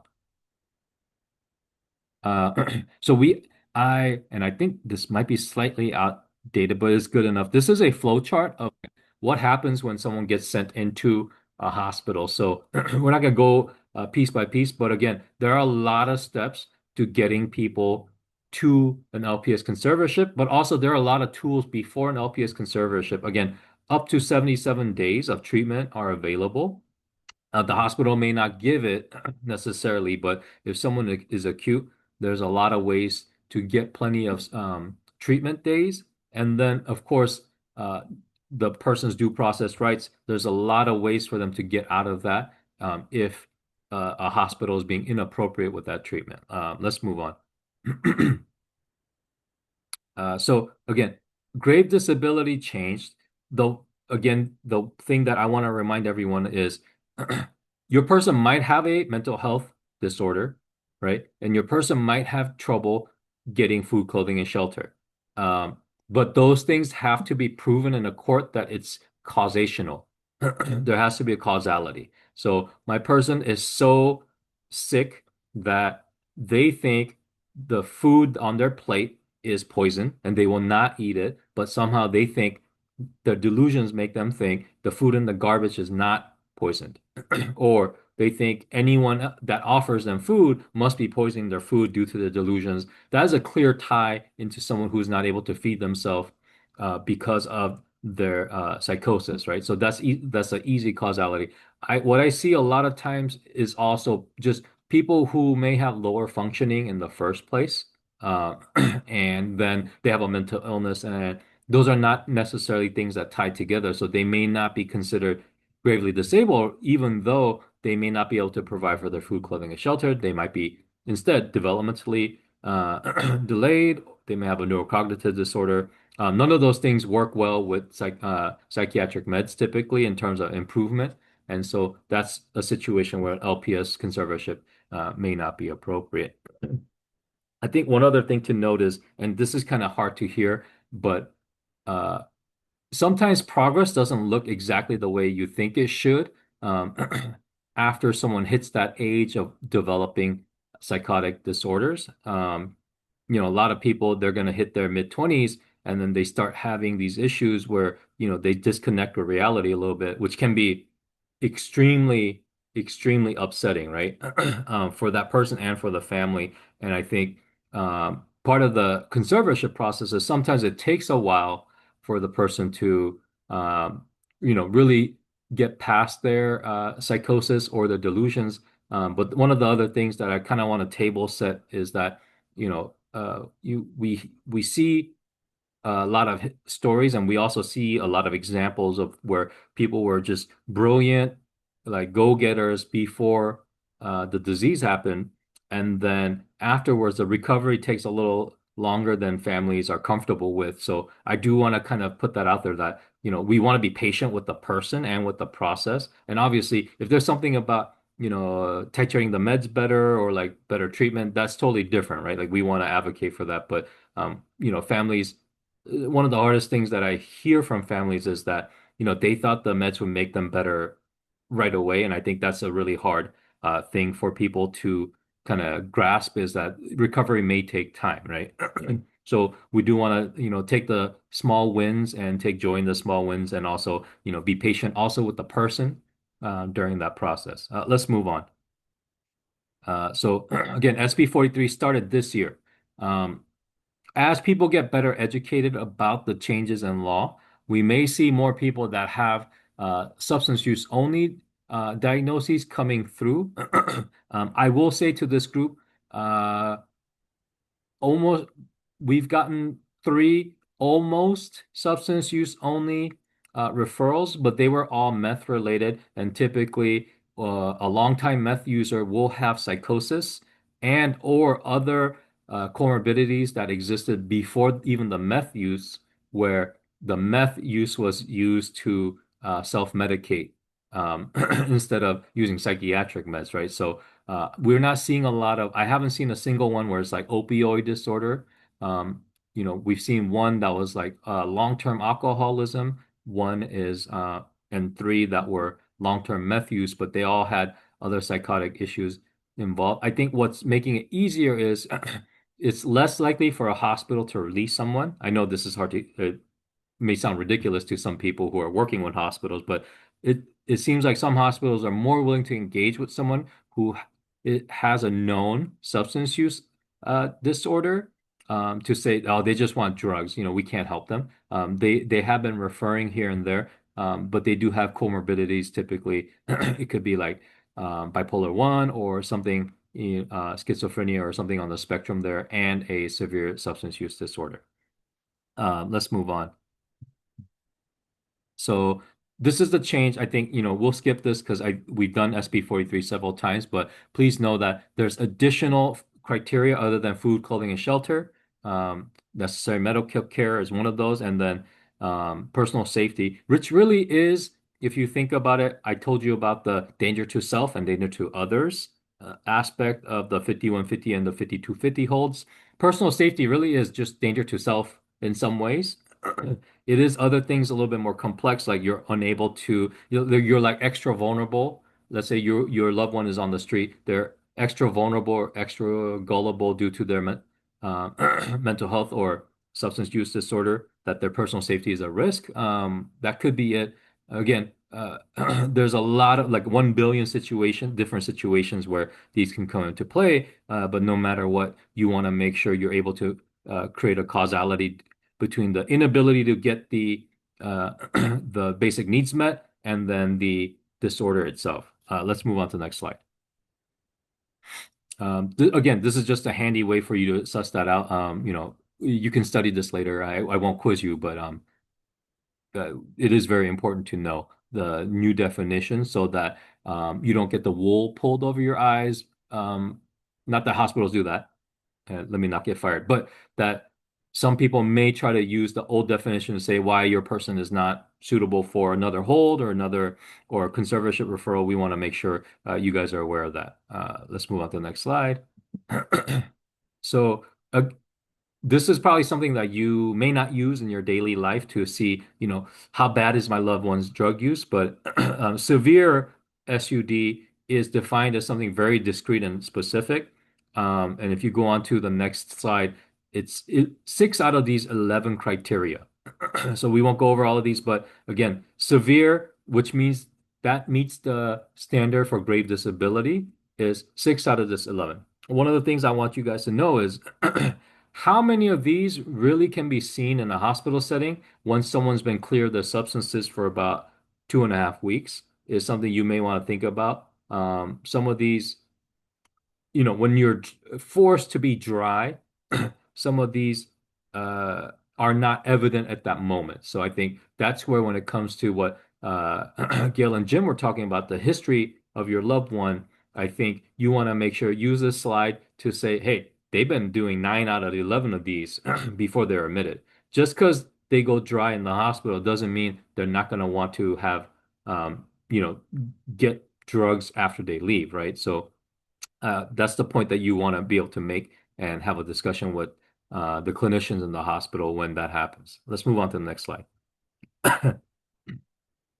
So on the LPS side, typically the mental health side, the highest level of care is somewhere it's locked so that your loved one has stability, doesn't have temptations to AWOL, go out on the street, get hurt, right? And you have a stable place to get treatment.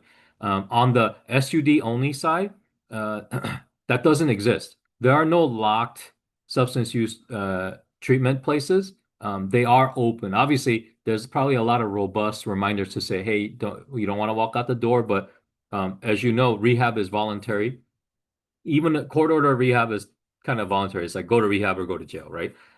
So the levels of care within California, they are trying to be more robust with their SUD treatment ability, especially with opioid treatment at locked LPS facilities. But there's not currently one that's developed that's providing that level of care, meaning like medication assisted treatment or anything where it's anything beyond maybe like what you would call like therapy groups and maybe contingency management, which is like, rewarding someone for every time they don't use meth, which is less in a locked setting. It doesn't mean as much because, there's not as many drugs flowing through locked facilities. But this is the other part you want to be aware of is like if you're trying to seek a LPS conservatorship for your loved one that only has substance use issues, there's the stable living situations are a little bit different in that they're not locked.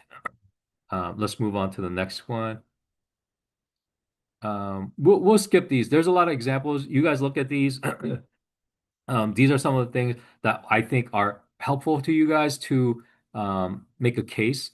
Gail said make a case. I think these are, if a personal safety criteria is something that you guys are thinking is an issue, I think these are examples that you want to use. Moving on, next slide. Same with necessary medical care. It can't be they don't want vaccines. A lot of the country just doesn't want vaccines. That's not necessarily necessary medical care. However, if it's something, sorry, you got to press one more, I think.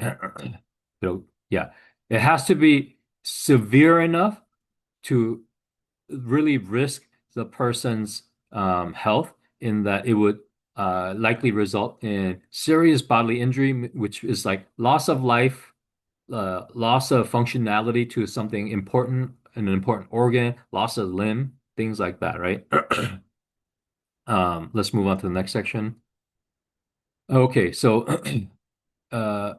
you just maybe this is more appropriate for people who on the Sunday meeting where you are already the conservator to remind yourself of, but one of the major things LPS does is gives you powers to consent to involuntary medication, psychiatric medication, right? And then to an involuntary locked facility. So as you're getting your powers, this is probably what you're referring to, but also there are other powers that are involved that you should be aware of. Next slide.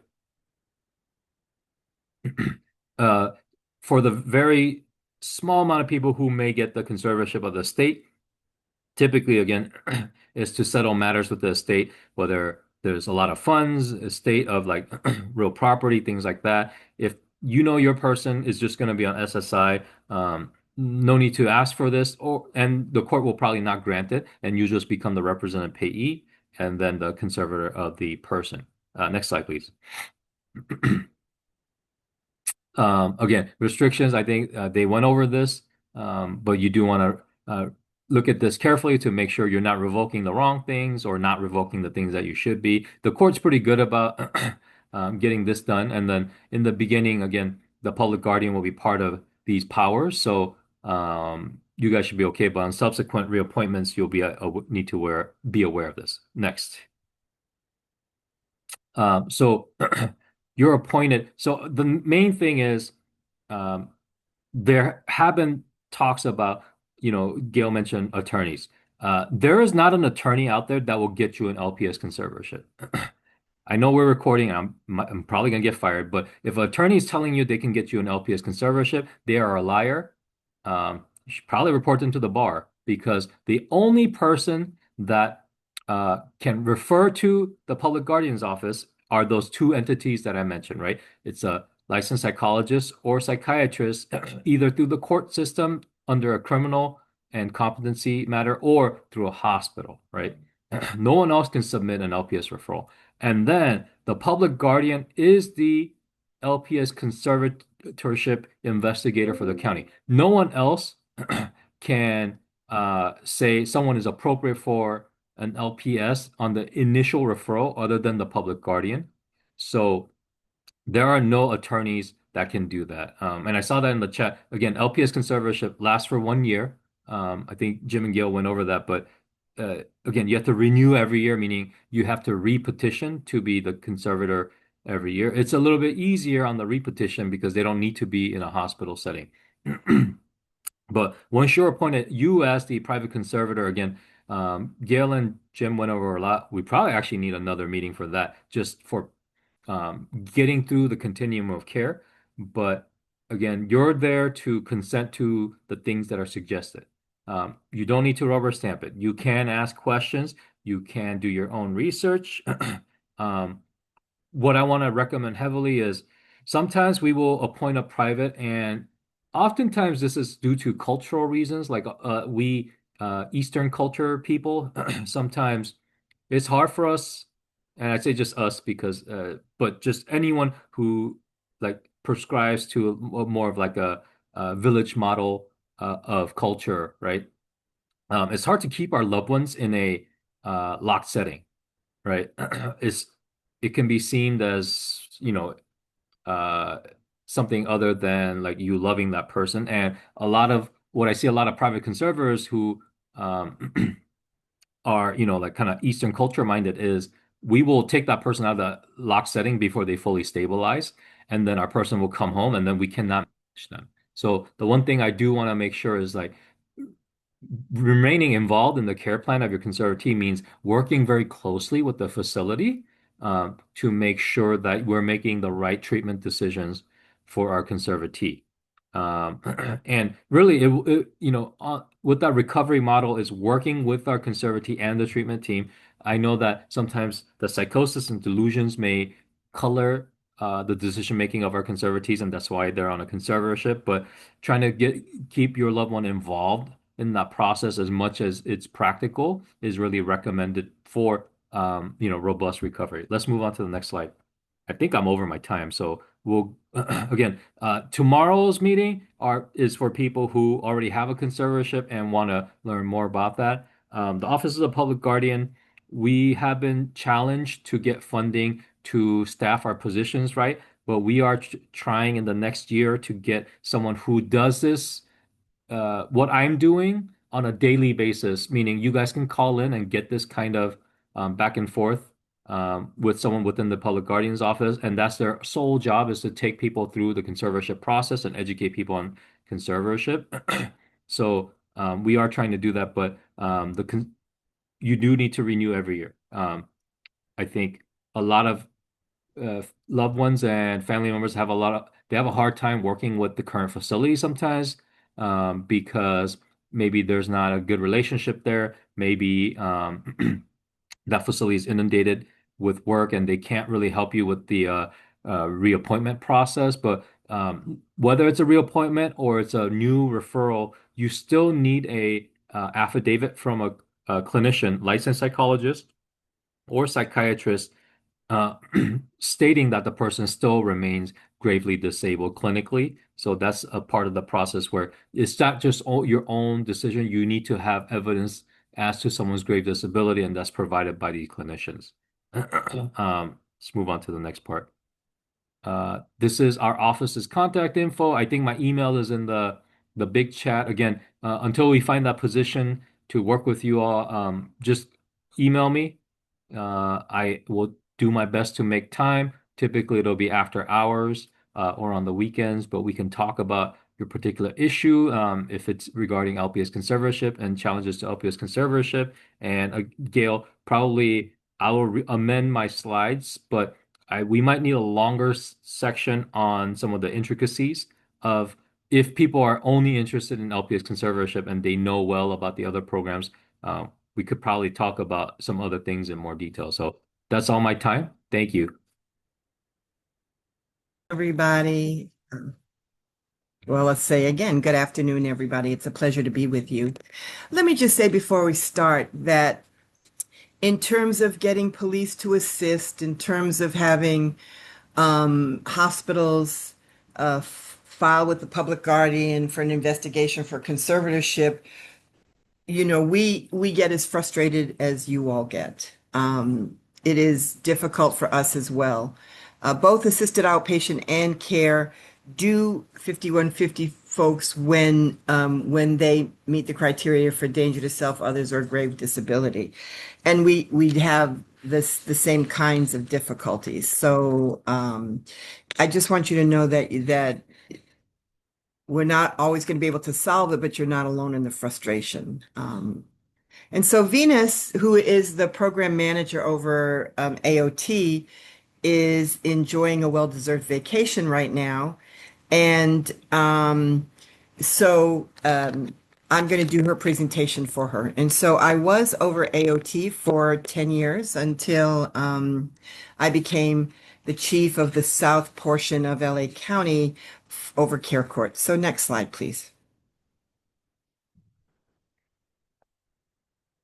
So AOT is also known as Laura's Law, and Laura Wilcox was an intern who was, she was in college spending her vacation times volunteering in Nevada County, which is a small county in Northern California, when someone who was not complying with any mental health treatment came in, shot and killed Laura, and then also injured someone else, went to a restaurant, killed someone in the restaurant, and injured someone there too. And her family fought, and I believe Gail or Jim mentioned SB 1424 that Carla Jacobs had a lot to do with. But Helen Thompson was an assembly person in California, and she put forth 1421, I thought it was part of 1424, my bad, to have a pilot program about assisted outpatient treatment. And so to deal specifically with folks who are unaware of their mental illness, who are making threats or are not complying with any mental health treatment in order to try and get them some mental health care. In Department of Mental Health, we implemented AOT in May 15, 2015. And let me just say, and I know it's been mentioned before, but AOT and CARE both do have a court process, which I'll talk about. However, they are both 100% voluntary programs. And so it feels sometimes like an oxymoron that there's a court piece and it's voluntary. But that is the way that it is. Also, part of the Senate bill of 1424 instituted what's now become 5150.05, and Gail and Jim talked about that, where now law enforcement, mental health, anyone who's evaluating for a 5150 must consider the historical course and must believe if they believe the person giving that information is relevant, is believable, and if the information they're giving is relevant to what the person is doing. So if we're out there evaluating for a 5150 and you tell us how last night the person threatened to kill you, or how even though the person is a large person, they've lost 50 pounds in the last 3 weeks, they may still look quote unquote well nourished, but you know that they've lost a significant amount of weight. So you're telling the person that we're out there to evaluate for grave disability. We need to take that information because you are credible, and the information you're providing is a piece of us helping us determine if the person is gravely disabled or not. So I just wanted to start with all of that. Go ahead, next slide, please. So what AOT allows to do, it allows us to treat someone who has a mental illness, who's at risk of deterioration, without having to have them be detained on a 5150. They also don't have to have been incarcerated, although we'll talk a little about that. In AOT, the Department of Mental Health provides the outreach and the engagement portion. If the person does need to be sort of court mandated, they do file the petition for that. And then once that petition is, if the person volunteers and says, "Can't you take a joke? I've been waiting for you all my life," we will connect that person to a full service partnership or to what is called enriched residential services beds. So that's a place where there's like one-stop shopping. The person lives there and they also get all of their mental health treatment, including the psychiatrist seeing them with medication. There's a variety of groups. It's probably the highest level of residential treatment outside of an IMD. Many of the folks who are on LPS Conservatorship and step down go to ERSs, and AOT also has the ability to offer that to our folks who are in the community to be able to go to an ERS. So they're referred to an FSP or an ERS, depending on what their needs are.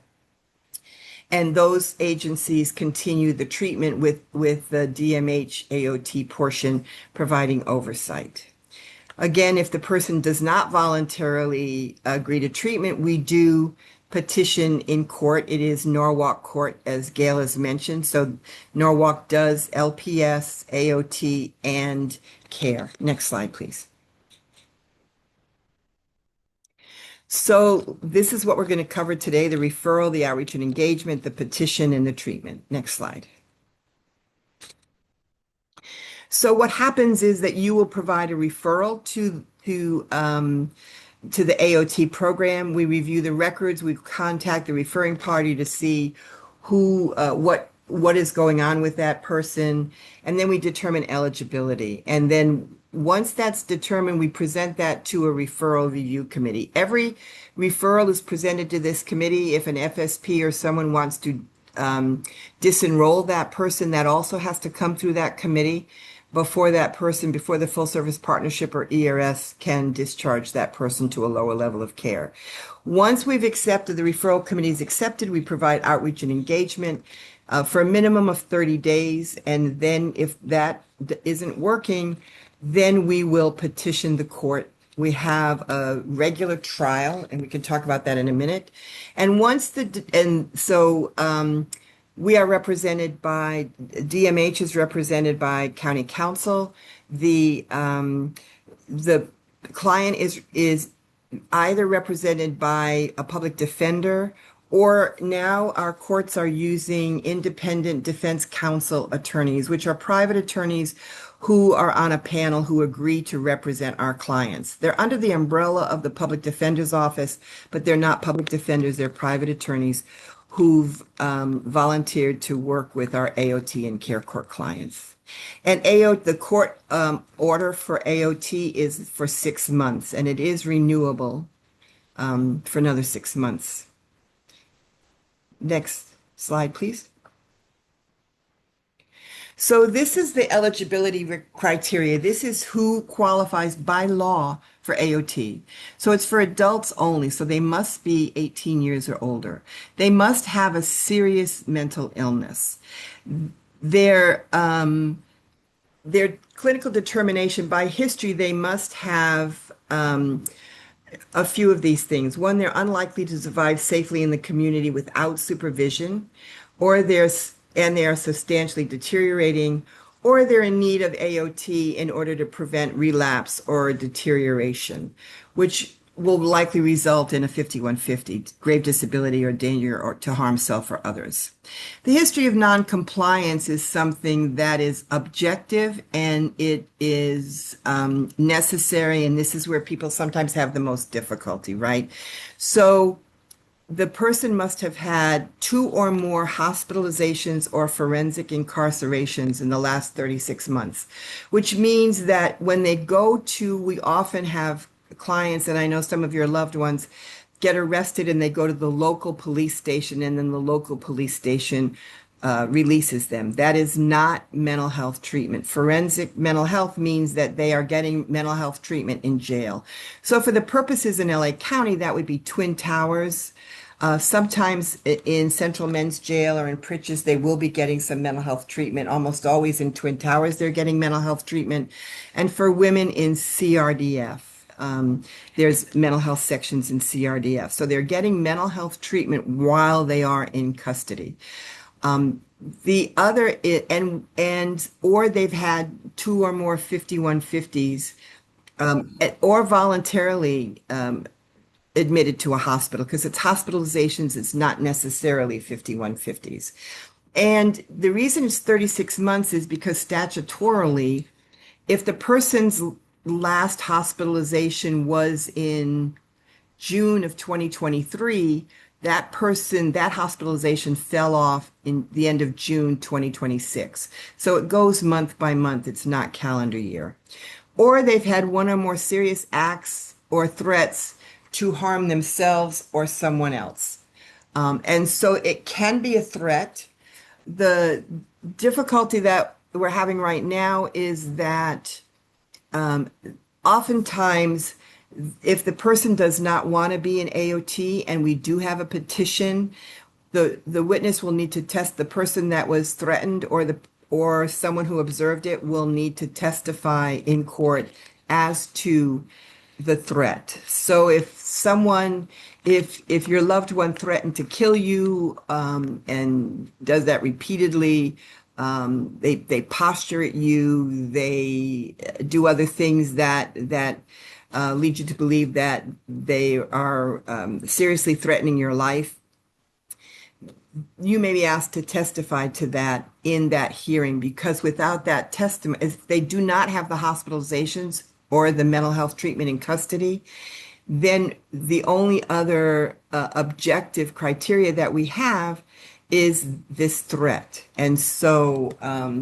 if for some reason you really believe that this is going to create, we know for some of your loved ones that they have been aggressive with you in the past or aggressive with other people in the past, and you're fearful. And for some of you, you are the only stable relationship with your loved one. You're the only person that the person trusts and believes in. We have in the past written up, our county council interviews you. We have written up that affidavit and presented it to the public defender or the ITCO attorney. They present it to the judge, and the judge accepts it as testimony without you having to testify at the hearing. So that is possible. The other criteria is that the person has failed to engage in treatment.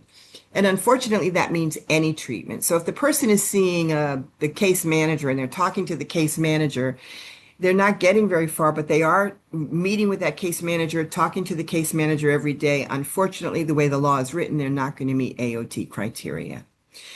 If they're not engaged in any treatment, they've been in a full service partnership, they haven't met with them in 2 or 3 months, that absolutely meets criteria. Or they haven't been engaged with anybody, then that absolutely meets criteria. AOT has to be the least restrictive to be able to provide the level of care that your loved one needs, and the person's likely to benefit from AOT. Next slide, please. And then now we go to who can refer. So by law, again, only certain people can refer to AOT. And I think mostly for this audience, and I don't think we need to go through all of these, a close parent, a close relative, a parent, a sibling, a spouse, an adult child, and licensed mental health treatment provider who treats or supervises the treatment of the candidate.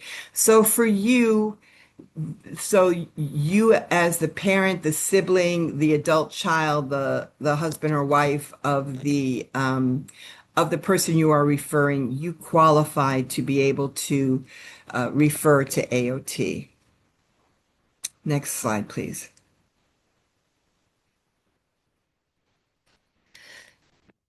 So it does allow for treatment that is less restrictive than locked facilities, and it does help engage the person into treatment who otherwise would not be engaged. And so where sometimes full service partnerships, and I may get fired too, James, may outreach for 45 days, 60 days, and the person keeps saying, no, thank you, no, thank you, no, thank you. And FSP says they're not willing to get help, and so they will close the person's case. In AOT and in care, we cannot say no, thank you. Now, if we can never locate the person's homeless and we can never locate the person, then the team will not petition because we're not going to be able to find the person. Another piece that has to happen is that that person gets notified of the court hearing. And if we can't find the person, we can't notice the person of the court hearing. And without that notice, there cannot be a hearing. And so what we're counting on with petitioning this client is the black robe effect. Again, everything is voluntary. There is no mandate. We are not able to give medication involuntarily. So we really are depending on the black robe effect, that the judge will be able to talk to the person, will be able to assist the person in helping them to make a decision to see the psychiatrist. I can tell you in AOT court and in care court, they are the same judges as in LPS. Judge Gilbertson is in Division A. Judge Zikanova is in Division B. They both are extremely compassionate. They're both client-oriented, client-centered. They spend a lot of time in care and AOT talking to our clients, talking about what the client wants. And if the client's not doing well, then they do encourage the client to partake of the treatment, and nobody gives up. And so the next slide, please. If a client is petitioned with the court and they don't follow anything, we are able in AOT to ask the court if we can hospitalize the person, which is basically a 5150. But that court order, and it may be later in the slides, that court order allows law enforcement to use reasonably objective force. Not that they can tase the person, not that they can beat the person up, they can't break down doors, they cannot do any of that. However, it does allow them to put hands on, to put a hand on their elbow, a hand to assist them to the gurney. Even now we're having some difficulty that some law enforcement will not obey that court order, but it is a court order, so it does give us a little more leeway. So misconceptions about AOT, it is not a conservatorship. It, again, if the person is hospitalized and we believe the person is gravely disabled, we advocate. We will communicate. We will send all of the reasons why we believe this person needs to be conserved. We visit the clients in the hospital. We work with the social worker on a daily basis. We unfortunately are rarely able to get to the psychiatrist. And so we do not have the authority to ask for involuntary long-term hospitalization. So for AOT, they don't have housing readily available. When they're petitioning, when they are doing the outreach and petitioning, they're not the treatment team. So they're not always able to get housing immediately. It is not a crisis service. It's not a 24-hour response. We have our law enforcement mental health teams that are, and our PMRT, which you can access through that 1-800-854-7771 number or 988. And again, there is no forced medication. Next slide, please. This is what the referral form looks like. And so, it is important when you are filling this out that, for instance, if your loved one lives in an apartment and the apartment manager can help us get access to that person, that you put the apartment manager You put their name and their phone numbers. They also, because they're on the premises 24 hours, they might be able to give us more information about your loved one's behavior. And so this, so when you're filling out this referral form, this information is very, very critical. Next slide, please.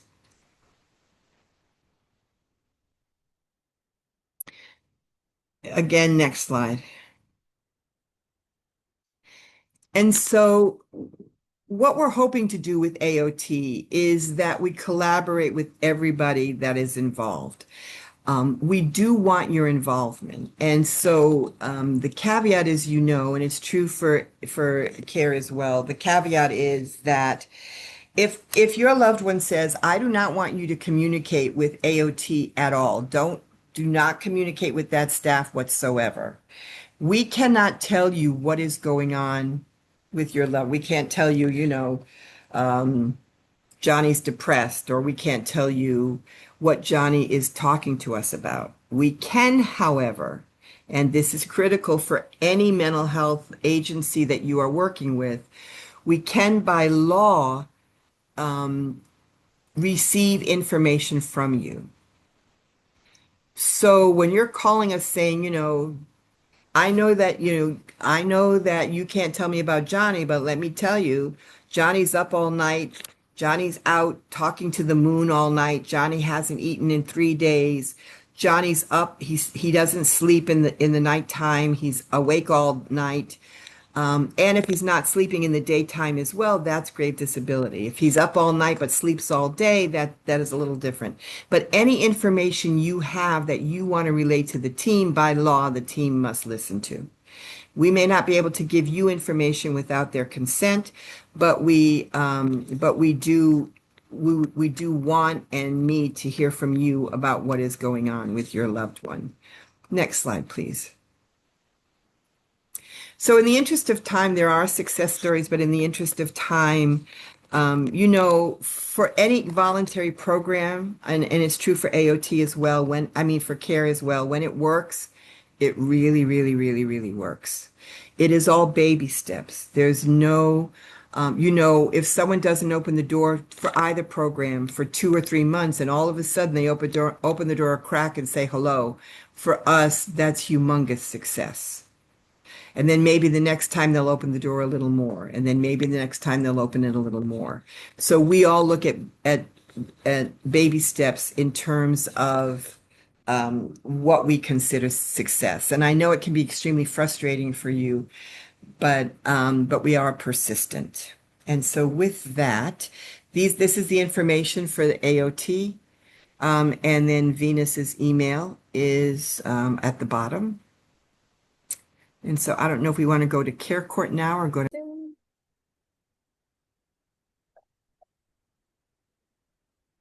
Yes, we're ready, Michele. Thank you. All right. Linda's a hard follow. She's so amazing. Never gets old hearing her give her information for her program. So, but good afternoon, everyone. Dr. Michele Renfrow. I'm the supervising psychologist for the Hospital and Community Liaison program here at Department of Mental Health. We're a new program. Technically, we've been around about a year, but I have been the hospital liaison for Service Area 2 for nearly 20 years.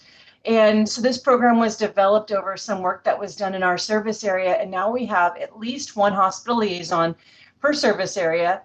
Service Area 3 has 2 of them. We are really excited as well that we're getting some peers to join us. Each service area will have a peer that will join us. And of course, we know that's invaluable in forming relationships and helping clients. We can take referrals. I'll start with this. We can take referrals from anyone. There is no referral form. You as a family member can call us. We get hospitals that call us for assistance. We get treatment providers that call us. Really, anyone who has information on an individual who is hospitalized on a frequent basis, we will help with. We work with children all the way through older adults. There's no age rule out, and there is nothing that rules out our assistance. I think this is one of the few programs that we have that it doesn't matter who you are. If you have a lot of hospitalizations or you're at risk for a lot of hospitalizations, we're going to help you. We're going to help you. So the way to get a hold of us would be to call one of the hospital liaisons or contact me. I don't recall if I provided that list previously, but I can. And if there's a chat here, I will attempt to put it in there, but I will make sure that's posted. You can call, email, or text any of us. And we currently exist and are available during regular business hours, Monday through Friday. We can help. One of the things that this program specifically is gearing toward is a couple of things. One thing is helping those folks that consistently end up at the hospital, whether they're in a program or not, and are having a hard time staying out of the hospital. So our program wants to take a look and see, what is it? Where are we failing as a system to help the individual? What is needed? And then we're going to try to creatively link, connect, develop what it is they need. So that's one piece. The other piece is we don't want individuals that are hospitalized to sit in a hospital longer than they need to, because they can decompensate. And also it takes up a bed for your loved one who may be waiting in the ER for 2, 3, 4 days. So that's the other thing. We don't want that to happen. So we're going to take a look at what's happening with the hospital's perspective, and we're going to try to find what it is they need. So if someone calls us with a very, very specific situation with your loved one, and they're having a really hard time finding a good, solid placement, we're going to reach out. The team that I supervise in the last 10 months, they have gone through 40 trainings in 10 months. That's a huge amount. And the idea behind that is that not everyone can know all the resources. None of us can. But our team is we're really challenged to get as much as we can. So when a treatment program or one of you call us, we can roll through that Rolodex that we have and say, you know what, there was this program that I saw a couple months back. I think this would be good for your loved one. And therefore we can help come up with the best plan. Oftentimes, we talk with Care Court regularly, FSP, AOT. We talk with them all pretty regularly. They'll even call us and say, we have this client who's in the hospital a lot, and we want to coordinate with you. You know, when they pop up, either you let us know they're there, or we're going to let you know, and we're going to put our heads together. Let's see what we can do. So we work very closely throughout the week. We have multiple case conferences all over the county with all different individuals and cases from those programs. And again, regional center is another one that we work with. If you know regional center, you know them. If you don't, you may not need them. But regional center for individuals that have qualifying diagnosis for regional center, like autism spectrum disorder or intellectual disability, a couple other criteria. And oftentimes, folks will be open with regional center and with us. And so we can grease those wheels. We will meet and get regional center in the room together, and we will take a look at the plans. What can we do? Let's collaborate. Let's put everything together and see what the best case is for that. So we will do that. One of the things I just wanted to be really, this is one of the pieces I believe that I will most likely talk to you about and to your loved ones about. I'm going to cough. Give me 1 second.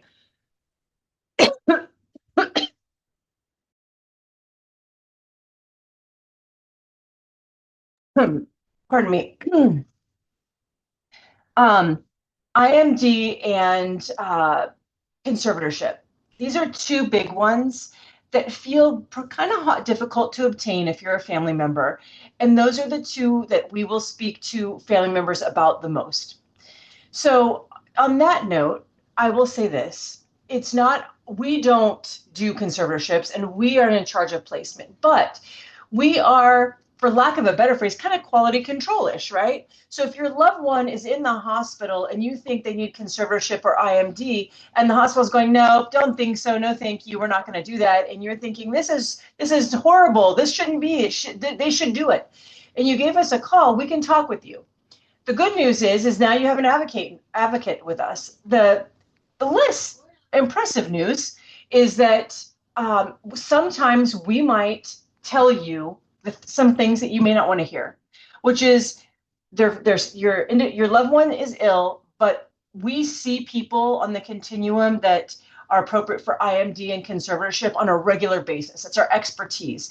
And we might say, at this point, they don't quite meet criteria, and this is why. And this is what we can do instead. We're not going to say, too bad for you, send you away. But what we are going to say is, this doesn't look like we're at that point yet, but this is what we can do to work with your loved one, to work with you, to hopefully get the person that you're advocating for what it is that they do need. And so we will do that. So sometimes we're going to give you information you don't really love, but I think knowledge is key. Education is everything. And I know firsthand with loved ones that have mental illness that it's exhausting. It's emotionally painful. It's hard. It's just plain hard. And it takes a lot of energy to be that person in our loved one's life. And at least, even if you get information you don't love, at least you have information and you're not spinning your wheels. You know which route to go to get what it is, hopefully, in the end, your loved one may need. So those are the pieces. So we're the voice of reason. We're not invested either way except for the best care for the client. So if we're telling you it probably doesn't, that your loved one doesn't meet criteria, it's not because we're siding with anybody. We're looking at it really from a system perspective. The other piece I think that's super useful is if you find that your loved one has a program and they're just so hard to work with, you're having a really difficult time, you can always call us and consult with us.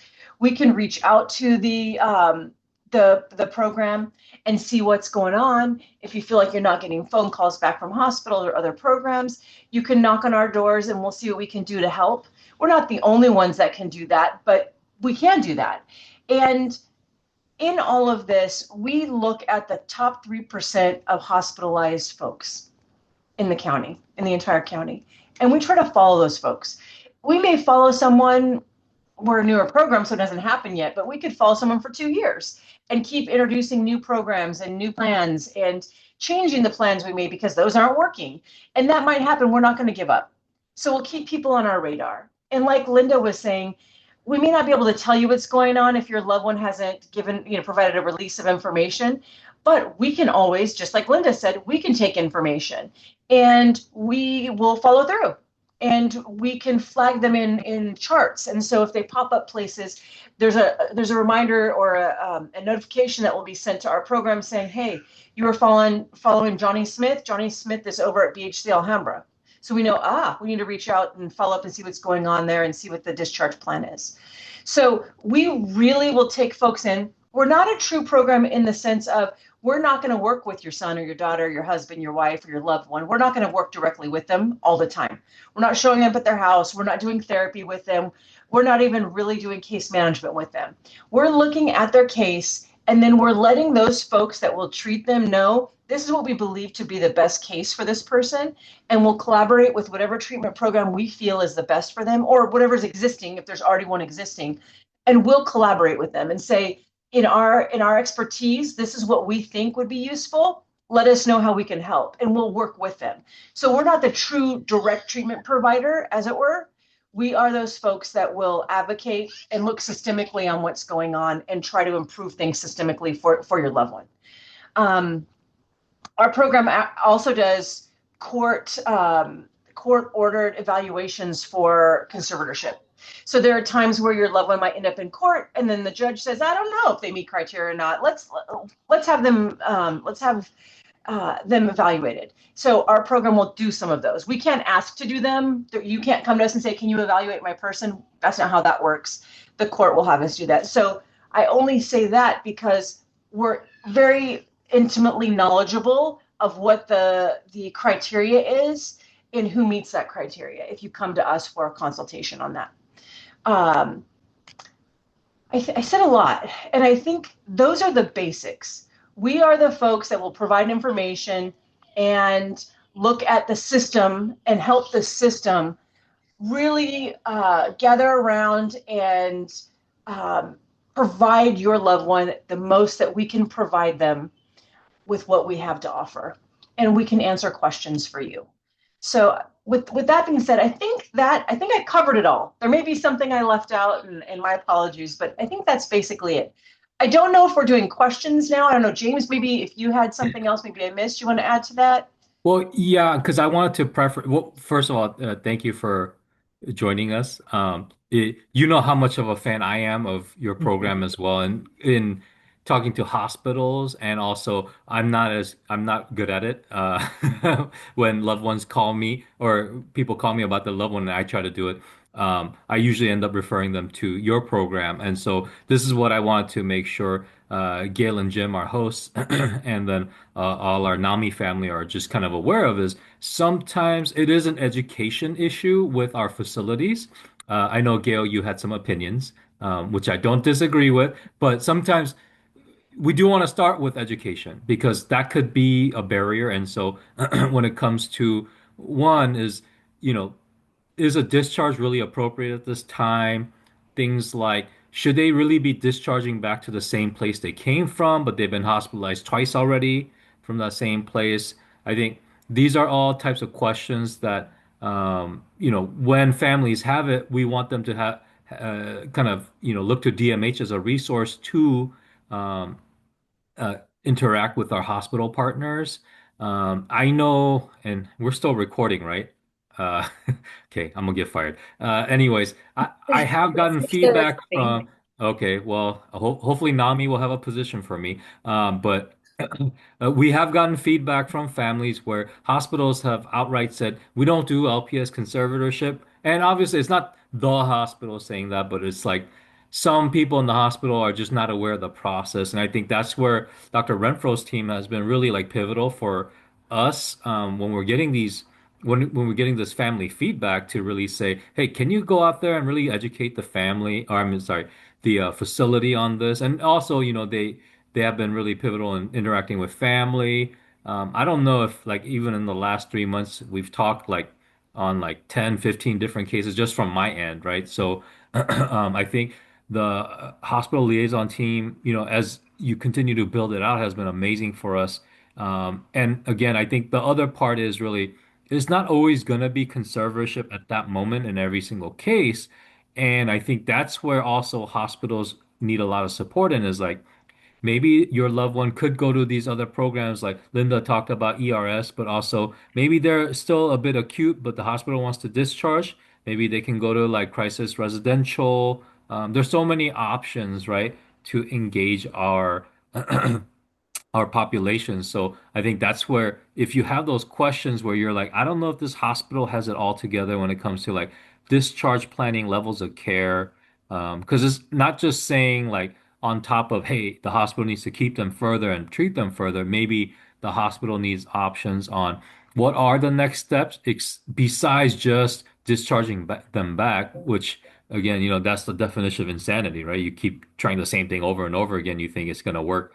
And I think Dr. Renfrow, I appreciate, because I had to ask Gail, like, I think it'd be really good to have the hospital liaison program present here, so that families know what one of the resources are. Because unless you're in our programs like LPS, AOT, or CARE, like, like we try a little bit to stay in our lane. So Linda and I, if we're calling around to different programs as to like why something's happening, sometimes we get the feedback like, one, who are you and why are you calling us about this?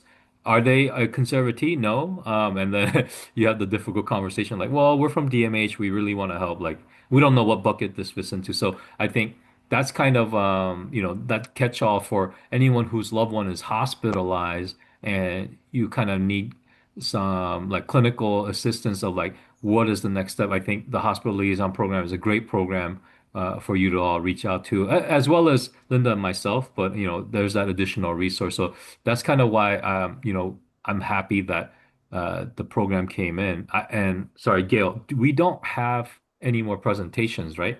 Paracord. I sure am. I sure am. Oh, good. Okay, Michelle, I was going to ask you to put your contact information in. Yeah. And so, we all have this mutual admiration society. I too have spoken to Michelle's staff, and not only do they help while that person is hospitalized? Not only do they help with placement, we have a care client who is in, I want to say Riverside County, in a hospital and then in a treatment facility there. And the mother is reaching out to us. The care court clinician is still involved, even though they're in Riverside County. And so is Michelle's staff. So everybody's working together to make sure the client is getting what they need. They don't stop. The fact that the person was released from the hospital doesn't mean that they stop. And so, you know, I reach out to her staff reaches out to me. It's so all of us really are working together. And again, if we're advocating for a conservatorship, we'll call and we'll let her staff know. We have sent to her staff and to the hospital, and her staff has sent to the hospital that history that Gail and Jim talked about at the beginning. It's critically important. It helps us establish the history when we're hospitalizing someone. And we do send those to the hospital. Michelle's staff sends those to the hospital. So that hospital probably got that, and the family sent it to the hospital. That hospital probably got that history at least 4 times for the one hospitalization. So we really are all working together. And then one of the things that has happened recently, and I think this may happen a little more often, is that the client doesn't sign a release of information, so the hospital can't give you any information about what's happening while the client's in there. And what we found with a few of those is that the hospital has provided medication to the client. They may have reached the client to get the court to order the medication. The family may not know they're on medication because the hospital can't tell them and the client's not speaking with them. And then the client, when they're on medication in the hospital, starts to do really, really, really well. We know that when they get out of the hospital, they're probably not going to take that medication, and that's an issue that we're all dealing with as field-based outside providers. But for the hospital, that person does really, really well, starts thinking linearly, starts being able to give them realistic plans about what they're going to do. Will they follow through? Maybe not. So in those cases, at that moment, that person may not be gravely disabled by the law standards. And that, again, for all of us gets frustrating because when the person gets out, they stop taking their medicine. But that is what I'm seeing sometimes, and Michele probably sees it as well, and James as well. That's sometimes what we're seeing. And families, because the client won't sign a release of information, the hospital can't none of us can let you know that. So just something to keep in mind. And we know, again, that it's frustrating on the other side because we know when they get out, if they're a care client and we know they're hospitalized, we see them in the hospital, and we try at AOT as well. We see them in the hospital and try and work with them while they are medicated so that they'd be more willing to accept services when they're out. So the next slide, please. So CARE stands for Community Assistance Recovery and Empowerment Act. It was established by Governor Newsom in the legislature. It had 2 cohorts. The first cohort of 7 counties began in October of 2023. LA County wanted to be in the second cohort because we wanted to see how it was going to all unfold and what it was going to mean. But because we were such a large county, the state talked to the Board of Supervisors, the Board of Supervisors talked to us, and LA County began care court in December 1st, 2023. The rest of the counties established CARE in December 2024. CARE is mandated in every county in California, whereas AOT is not. Counties have a choice. CARE is mandated in every county in California. So CARE is by statute specifically for folks who have a schizophrenia spectrum disorder, schizophreniform, schizoaffective disorder, unspecified psychosis, catatonia, or as of January 2026, bipolar disorder 1 with psychotic features. We provide mental health services and resources. Again, it is totally voluntary, even with the court piece. And then so we can go to the next slide. The other thing about CARE that's kind of interesting is that the law mandates that the Department of Mental Health provides the treatment. and that the treatment must be available to everyone. Now, if the client doesn't partake of that treatment, there's no penalizing the client. Nothing happens to the client. If Department of Mental Health, let's say someone needed substance abuse and we didn't have that, then the court could sanction us, charge us money for not having that. So it's built into the law that we must provide all services. It is not built into the law that the client must partake of all services, if that makes sense. So the clients in care are called respondents, and the criteria are that, again, it's for adults. They must be 18 years of older. They have to have, again, the schizophrenia spectrum or bipolar 1 with psychotic features. For care, they're not clinically stabilized in ongoing treatment. They can be in an FSP. They can be seeing a private psychiatrist, but they're not doing well. So with AOT, where that would exclude them, for us, they're not clinically stabilized. They're not doing well. They absolutely qualify for care court. The individual is substantially deteriorating. They're unlikely to survive safely in the community without supervision, or they need care in order to prevent relapse. You'll notice that when we start talking about unlikely to survive safely in order to prevent relapse, that again, care must be the least restrictive setting to be able to treat the person's mental illness, and that they're likely to benefit. These are the same criteria as they are in AOT. So if they sound familiar to you, it's because they are. Next slide, please. So these are the folks who can petition into care court. So let me just say that CARE is the only mental health program that I know of where a family member can begin the process on your own. So if you are interested in conservatorship, the person needs to be hospitalized, and the doctors in the hospital determine if they're going to submit a referral to the public guardian. If you're in AOT, you send a referral to AOT, the team outreaches, and the team decides if they're going to be able to petition that person to receive mental health services. Even in court, if your loved one unfortunately has committed a crime and they go to court, the public defender, the DA, asks the judge to declare a doubt, and that person is sent to Hollywood court to determine if they are competent or not to stand trial. CARE is the one place where it all starts with you, the family member, petitioning the court directly for treatment. So anyone with whom anyone over the age of 18 with whom the respondent resides can file a petition. The interesting thing with CARE is that it's any relative or anyone who's acting in the place of a parent. Where it's a little more restricted with AOT, you can see that if you're a cousin and you're the one who's really acting sort of as a parent, no one else in the family is involved with your loved one, but you are, and you're working to get them services, you can file a CARE petition. And the person themselves, the respondent themselves, can file a CARE petition. We've had 10 in the almost 2.5 years that I was going to say almost 3. In the 2.5 years that we've been in service, we've had 10 folks refer themselves. For the most part, if someone says, I need mental health services, and they file a petition for themselves, if they are willing to get service and they want service, they probably are not going to need a court piece with that service to get that service.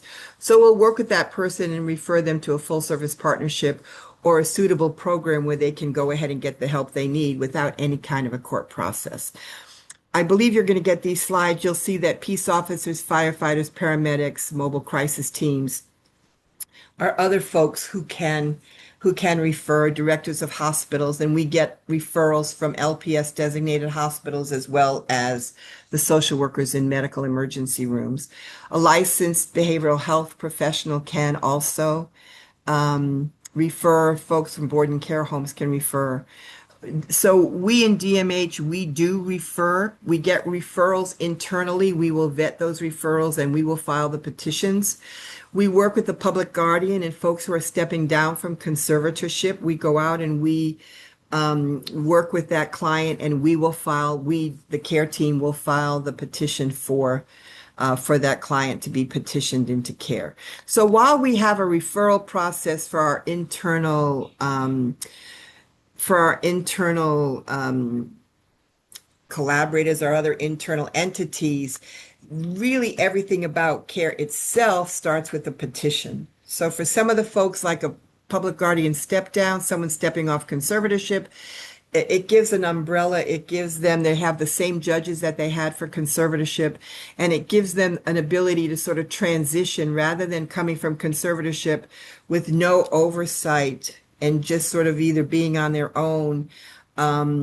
It has still this sort of court oversight for that person while they're transitioning from being conserved to being totally voluntary.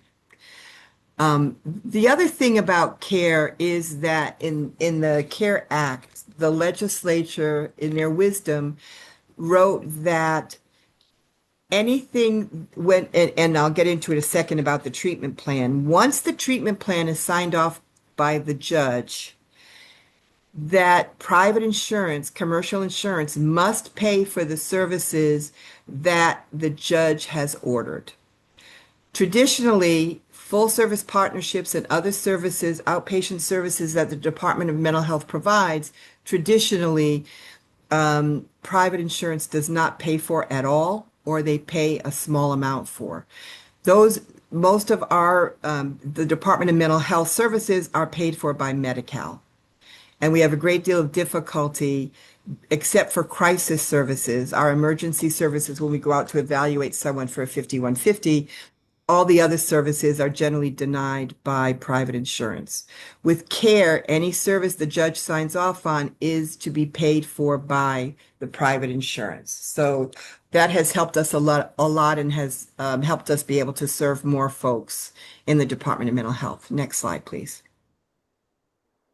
I won't go into all of this, but just to tell you that it does begin with your filing a petition or with someone filing a petition. We go through, once you file that petition, and the judges have been putting everything through. So another piece of care, which I don't talk about a huge amount because the judges have been putting things through, one of the other things that the legislature states is that someone must have had 250s, the last one being within the last 60 days.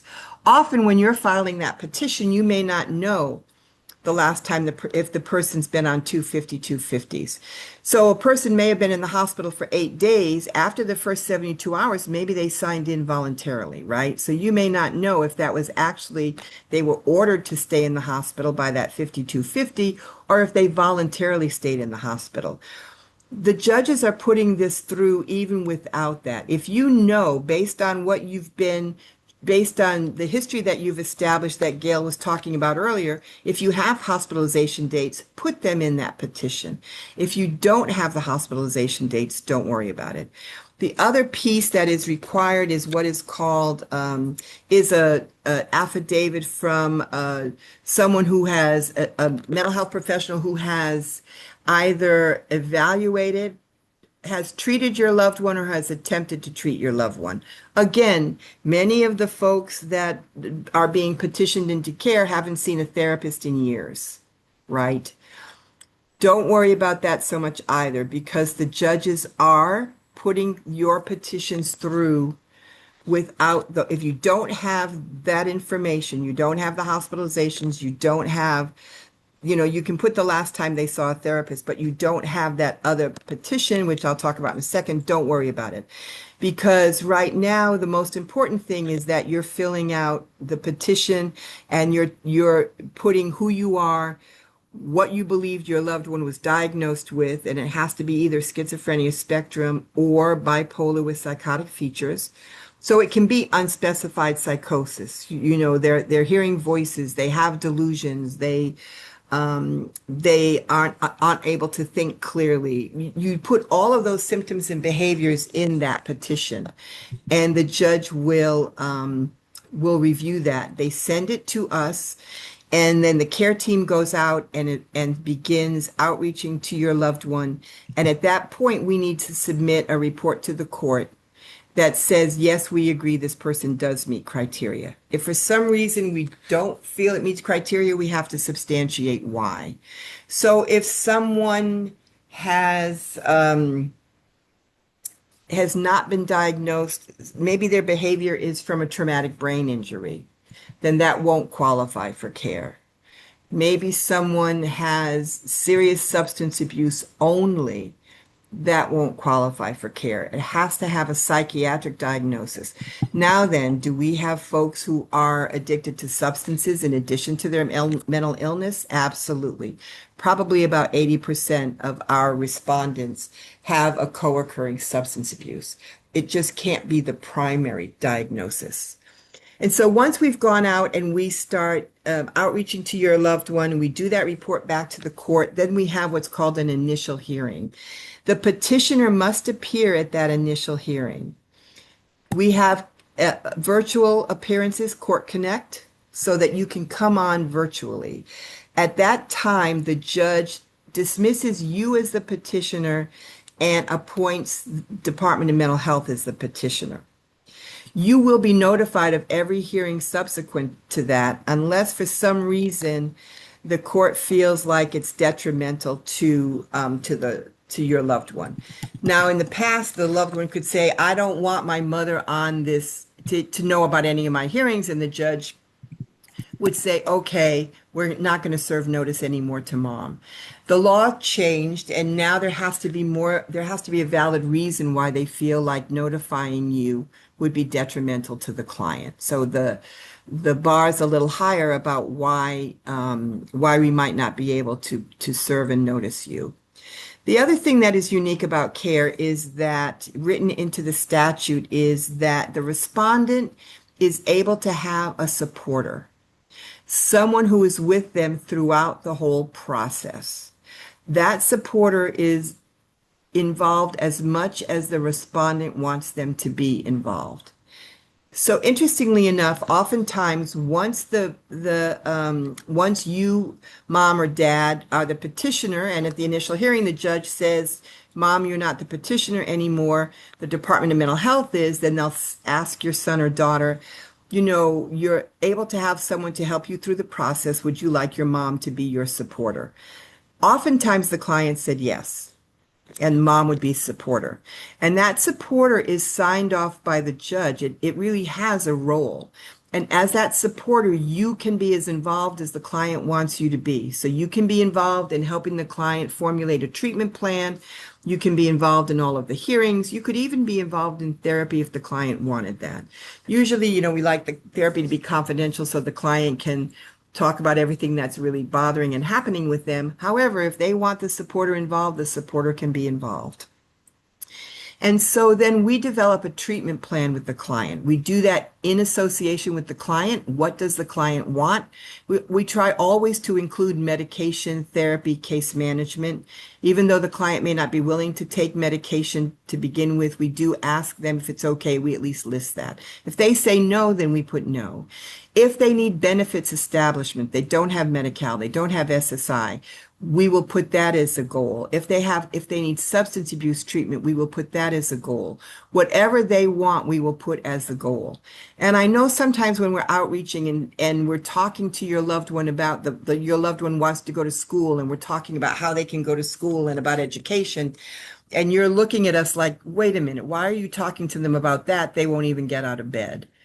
We always want to start where the client is, and we know school is going to be farther down the line. But we want the client to have some hope. We want the client to know that we will take the steps to help them get there. Once the client signs that agreement, it's called that treatment plan, it's called a care agreement. So the client the respondent signs off on that. We sign off on that. Their attorney, again, it's an IDCO, Independent Defense Counsel, the private attorney, signs off on that. Our county council signs off on that, and the judge signs off on that. The reason that's important is from the second the judge signs off on that, that's when the 12 months of the care program actually begins.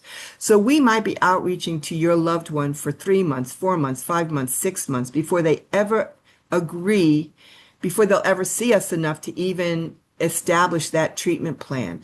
Those 5 or 6 months don't count as the 12 months of care. So they can be in care 18. We've had clients who are in care 2 years and haven't signed a care agreement yet.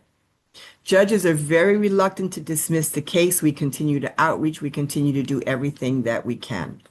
If the client says no, if your respondent, your loved one says, listen, I don't want anything to do with you, we still will put that treatment plan forward. The judge, we call it now a care plan. There is a hearing to make sure the client still qualifies for care. And our staff testify at that hearing. Our psychologists testify. The client, the respondent testifies. And the judge makes the determination if they still meet care criteria. At that point, there is the care plan. And again, that's when the 12 months of the care plan starts. It is again renewable for 12 months. So at the end of, so around the 11th month, way before that, we start talking to the client. Are they going to graduate? And if they're graduating, we'll put them in a full service partnership program or whatever level of care we believe is helpful for them. And we will connect them to those services and do a warm handoff. It's not handing them a piece of paper. Most of our clients have decided they wanted to stay in care for an additional 12 months. So those clients do stay in care for the additional 12 months.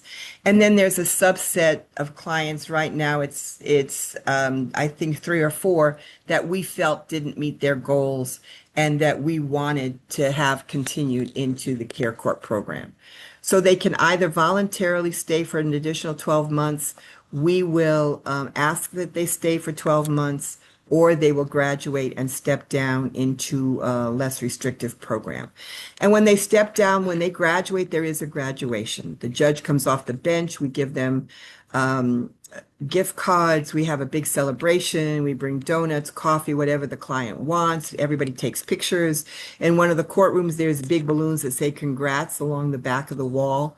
It is a big deal when folks graduate. And so that's sort of the outline of what happens with care. Next slide, please. So here's the important part. So what you're going to be filling out is a Care 100, and that is the care petition. The easiest way for you to find the care petition is to go to lacourt.org/care. And then when you do that, it will pop up and you can go down and it will tell you, it says how to file petition. That Care 100 form shows up in blue just like it does here. You click on that and then there are all these boxes. And so some of you have done this. It's not always easy. I apologize for that. All of these forms were created by Judicial Council, by the California Judicial Council. And you will go through this. So you will put at the top, you're not an attorney, so you are filling this out you're filling this out. Superior Court is the Norwalk Superior Court. That's the Superior Court, you're doing it. And then the Care Act proceedings is for, and that's where you put the name of your loved one. And then you'll scroll down. I believe the second box talks about that it's for a family member, so you would check that box. And then the other boxes just talk about the symptoms, why you feel they cannot be stabilized in the community without this kind of supervision, that you feel that care would be the least restrictive setting. That Care 101 is that mental health declaration that I talked to you about earlier. And most families do not have that. And the court is accepting your Care 101, your Care 100, without that mental health declaration. So if they haven't seen a therapist in years, don't worry about that. If they may not have been hospitalized in the last 60 days. They may have 5 or 10 5250s. None of them were in the last 60 days. Don't worry about that. For right now, our judges everybody wants people to get the treatment that they need. So the judges are not trying to be exclusionary. They're trying to be 100% inclusionary. So just go ahead and fill that out. What we have so all over California, go ahead, you can go to the next slide. You were right. Thanks, Sarah. So one of the things every family courthouse, I believe in California, has self-help centers. What is unique about the self-help centers in LA County The self-help center that deals primarily with care court is in the Norwalk Courthouse. This is the number that you can call for the self-help center, and then you hit 8, and that will take you to the Norwalk Courthouse Self-Help Center. At the Norwalk Courthouse Self-Help Center, it is staffed by attorneys and paralegals. They will help you fill out the petition. If you're having difficulty, they will help you fill out the petition. These are the other courthouses that do have self-help centers. They're not as well versed in filling out the petition as the self-help center in Norwalk is. So you can walk into the Norwalk Self-Help Center or you can call them. These other centers do have kiosks. So the thing about LA County is that we have care staff embedded in the self-help centers. So there's always someone at the Norwalk Self-Help Center from DMH who can help you get resources, who can talk to you about what's happening with your loved one, and can help you out. They can tell you whether or not the person meets criteria. No one will ever stop you from filing a petition. So if you file a petition, even if your person doesn't have the qualifying diagnosis, people are still going to file that for you. So if you feel like, you know what, I know that, or sometimes we've gotten folks who have no diagnosis at all. They haven't gotten treatment. They haven't been diagnosed. Go ahead and fill out that petition with the behaviors and the symptoms you are seeing. And then we go out when we get that petition and we do the assessment. Again, if your loved one's not willing to see us, it is going to take us a while. So please be aware of that.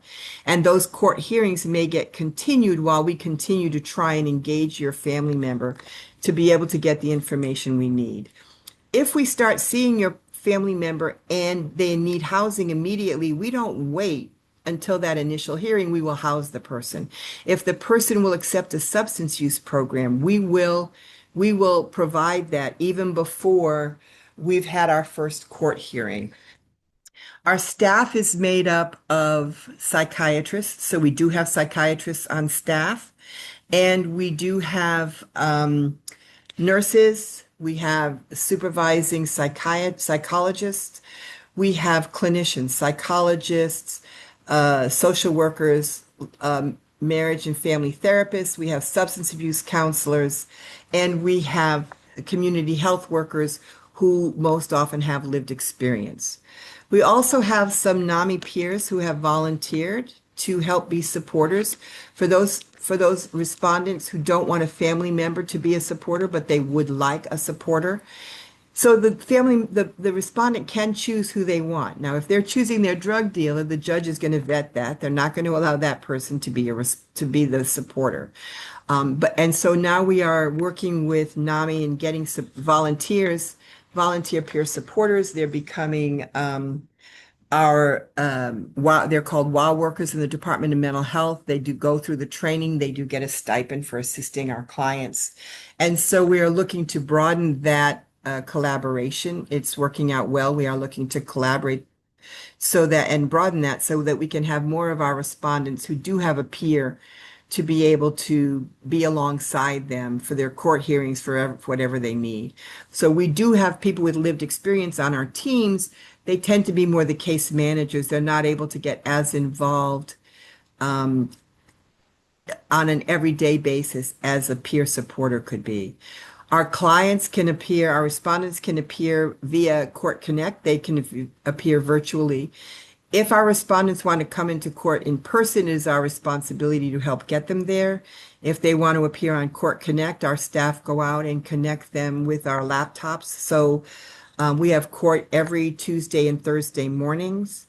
And so 2/3, interestingly enough, when Governor Newsom first talked about care, he really talked about it as a way to work with homeless and get them off the streets. As it turns out, in LA County, 2/3 of the petitions we're getting are for folks who are housed. So whether folks are housed or unhoused, it does not matter to us. If they have the diagnosis, they're not doing well in the community, by all means, we will work with them in care. In some counties, the majority of petitions are coming from first responders, The majority of our petitions in LA County are coming from family members, and the second group most often are coming from licensed mental health providers. Next slide, please. This just talks about, so when you file that petition, there is next slide, please, a form at the bottom which should help you electronically file this petition. There's been some difficulty with the e-filing petitions, with the e-filing system in LA County. If you're attempting to file a petition and it's not going well for you, you're not able to do that, please email me. And the email you'll see at the last slide. My phone number on that slide is incorrect, and I put my correct number in the chat. It's 213-216-8808. That is my cell phone. You can come to, also the Self-Help Center will help you file that petition. They'll help you fill it out. They'll help you file it. You can come in person. You can call them. The Self-Help Centers are open 8:30 to noon, 1 to 4:30 Monday through Thursday, and 8:30 to noon on Fridays. And again, there is a DMH person at the Self-Help Center. There is, we can connect with you virtually and be able to talk to you and to assist you with whatever other needs you may have, resources and other things that you may have. Next slide, please. Next slide, please. And again, we've already talked about this. So next slide, please. And my phone number is 213-216-8808. So in those self-help centers, there are private spaces. If you don't have a computer or you have difficulty, you can go to your nearest family courthouse. There is a kiosk with computers there that connect directly to the Norwalk Self-Help Center. Next slide, please.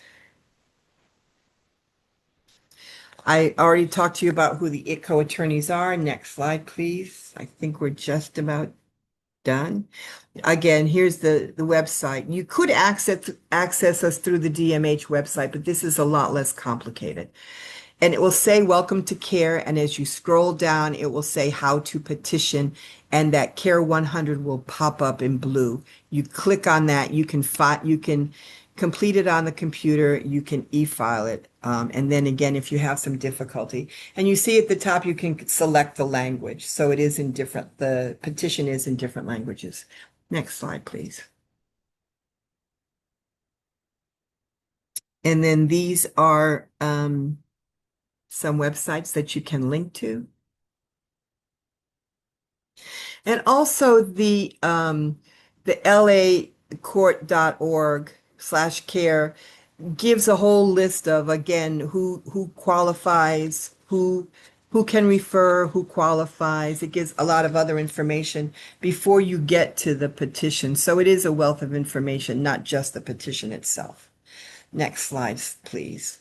And this just talks about all the other ways that you can access care within the Department of Mental Health. So for an emergency, you can call either 1-800-854-7771. That's our 24-hour.